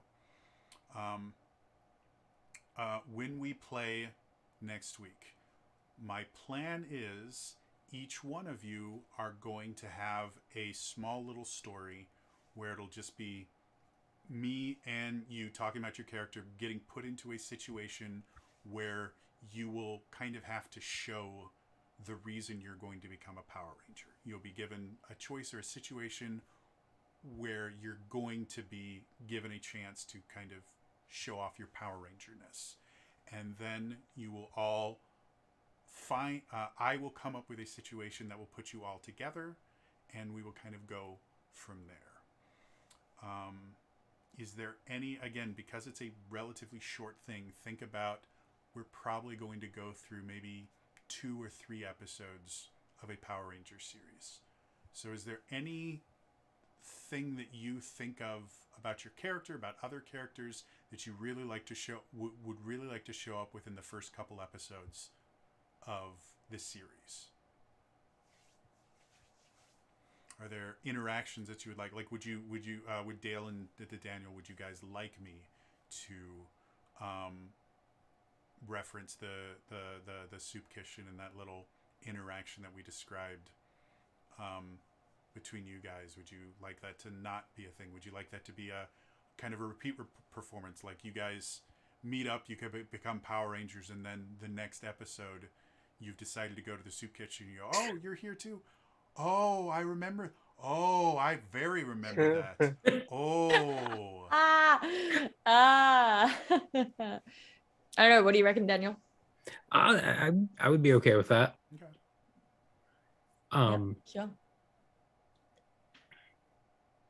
I definitely feel like my character's thing has to be a matter of growth by the end. So I don't mind so much what the emphasis is on at the beginning. I just need to find an avenue to be a better person by the end of the miniseries. Well, and becoming a Power Ranger, it does have that effect. Yeah. One of my favorite things I ever heard, and this was again long before the Power Rangers RPG system existed. Power Rangers Hyperforce, which Malika. Did she take Zach's last name? Is she Malika Eubank now, or I don't know? I know. Zach I is genuinely Eubank. don't know. It's Eubank Lim. Okay, so Malika, she's the CEO of Hyper RPG, but she designed this system for them, and they did Power Rangers Hyperforce, which is an officially licensed Power Rangers series. Canonical. And one of the things they talked about when they were first kind of pitching the show is they actually did some preview games, or some kind of chemistry games, I guess would be the best thing, where they all got to play the system, got used to it before they started actually filming it and doing it. And the one thing that she thought was so interesting was, as soon as they sat down at the table and started making decisions for their characters, they acted like Power Rangers. Like, it just from sitting down and being told, hey, you're a Power Ranger, your choices they would automatically pick the thing that you would expect a Power Ranger to do. And I always thought that was such an interesting thing, that just being told, hey, you're a Power Ranger, will change your decision making, even if you're not putting on the costume, even if you're not in New Zealand, with a bunch of New Zealand actors that are putting on American accents that sound more American than most Americans. Just by being put in that position of you're a Power Ranger now, your thought process is going to change. And I love that aspect. And I think this system does it really well. It heavily encourages you to think like a Power Ranger, just with how the mechanics are built. So yeah, when we actually start playing the game, I will go over skill checks and things like that as we're doing it. Not that you guys don't already know how they work, but it'll make more sense when you actually get to do them. I do want to talk about story points real quick, and I have to remember where they are. You'll just have to step away for real quick. Go for it. Story points starts with T. Story points. 91. All right. So story points. Story points are the only thing that we haven't really discussed in depth. We know what up and down shifting are. We know what edges and snags are. But story points is another thing. So there are 2 pools of story points that we will have You guys will keep track. The players have their own pool of story points. The game master has their own pool of story points. The way you use story points, you can spend a story point to re-roll any dice result of a 1. You can spend a story point to roll a skill test as if you were specialized. You can spend a story point to add 5 to any defense. You can spend a story point to gain temporary access to a minor piece of equipment or tool. So let's say you're in you are sneaking around in a kitchen, trying to kind of figure out what's happening, and you suddenly realize you're about to get caught, and so you burn a story point, and you now have an apron and a chef's toque, and you just use that to kind of play off that. No, I'm here cooking. What are you doing here? Why are you here? I don't see an apron or a toque on you. So that kind of thing. There's certain perks and things that I don't think we have anyone that has them that burn story points. And then the other thing, you can burn a story point to give, basically regenerate 1d2 personal power for each time. Like one story point will just give you all a d2 of personal power, which is what you use to use some of your abilities. So story points are just a pool that you all can decide to use whenever you think. The way you get story points, obviously, I can give them for good role playing and stuff like that. Anytime you make a skill test fumble, a crit miss, effectively, you get a story point.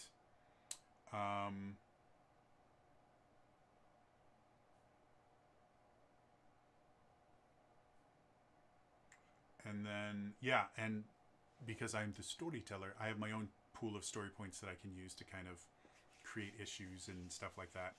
I will say, when I run my games, the audience is an active participation in our world. You can use channel points to influence the game. I'm going to come up with redemptions for this, but one of the things they're going to be able to use channel points on is giving you guys story points and giving me story points.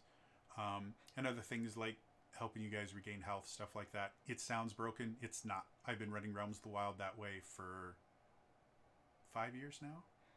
And it just means that as long as we have an audience, you guys can do whatever you think your character would do. And when the bad stuff starts getting really bad, you can just go, hey, audience, and we get to keep playing. It's really fun. Trust me on this. But yeah. So before we're done for the night, does anyone else have any questions about the system, about your characters, about the game itself? Anything that you don't think I explained really well? I would going back with the influence stuff. Since we have the bars too. Bond. Good question. Did I completely forget bonds?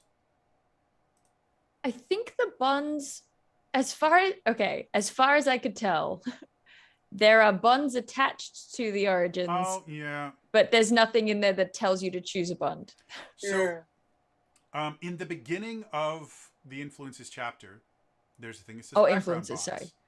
sorry. And it says for each influence you choose, roll a d12 to randomly determine or choose one or more background bond from the options available. They have this. They have effectively the same thing in D&D 5th edition, where you have bonds, flaws, whatever. They're a role-playing tool. If you want to use them, you are more than welcome to use them to help flesh out your character. Because of how we created our characters, I don't think they're necessary for you to take. They're a role-playing aid, and I don't think you guys need them. If you want to use them, you are welcome to use them. It is entirely up to you. But I may just to put it in just for context for myself. I may put it in there since there's hang-ups, bonds, and influences. Yeah, there's a I did pick one that says I often give unsolicited advice. Works perfectly. Again, it's the exact same thing from 5e, the bonds Alright. laws, where it is entirely just meant for people that are not as confident in creating interesting flawed characters to give them motivations. You guys have Alright. created some really interesting characters that have motivations for their actions. So you 100% can add more. It'll give you a little bit more motivation to work with. I don't think I'm going to require you to. I think you guys are good enough that even if none of you chose them, I think we're going to have interesting characters. So, Is it too soon, or where we get into it? Because like there is a field for powers. Are we going to hold off on that? powers effectively, your role things that you get as part of your role. That's what I was expecting you guys to put those in your powers, because that's what. Oh, that makes sense. Yeah. That way, you have something on your character sheet. That's why when I was walking through Scott, when he chose the Red Ranger, I said, yeah, you can take your It's Morphin Time and put it right in the power section. Yeah. And your, the Smite, I can't remember what it's called now. Power Strike. Yeah, Power Strike. Put that in your power section. And that way, you guys don't have to have the core book open at all. You have all the information you need to play your character right on your character sheet. There is a method to my madness. When I say to do things, I do it on purpose. So, any other questions? Real quick, my brain's going to fixate on this. I want to make sure I said her name right because I hate butchering names, or their name right. Malika Lim Eubank. There we Because go. I just realized like they're sorry, I hate doing that. I hate butchering people's names. Both Zach and Malika are wonderful, amazing people. That I had the pleasure with interacting with Zach a fair amount back when he ran Geek and Sundry's channel, Twitch channel, and then when he first started Hyper RPG. So they're both wonderful people. That will have nothing to do with this, because they're working with things like AMC, and I'm having a hard time spelling AMC. So anyway, for those of you that have been watching, that is where I'm going to end it for today. As always, if you miss any of this episode, I, again, do upload these all to my YouTube channel. It's youtube.com/TrainerJody. If you are watching this on YouTube, please join us live. As I mentioned before, you get to be a part of this game. So if you... Lucky you. Yeah, if you want to join in and watch all the fun stuff live, the game starts at 9 p.m. Central Time, which if I got the offset correct, I believe that's GMT -6. I might not be right on that, but just type in 9 p.m. Central Time and Google should be able to figure it out in your time. 9 p.m. U.S. Central. Yes, U.S. Central. Because everybody's got a Central. And then Australia has half-hour time zones. We've got a half-hour time zone, baby. We've got one state that doesn't do daylight savings. We've got one state that does the half-hour thing. It's very confusing. I'm in the good normal state where we do things properly. So, yeah. Otherwise, thank you so much for tuning in, and I will see you guys in the next time. All right? Bye-bye.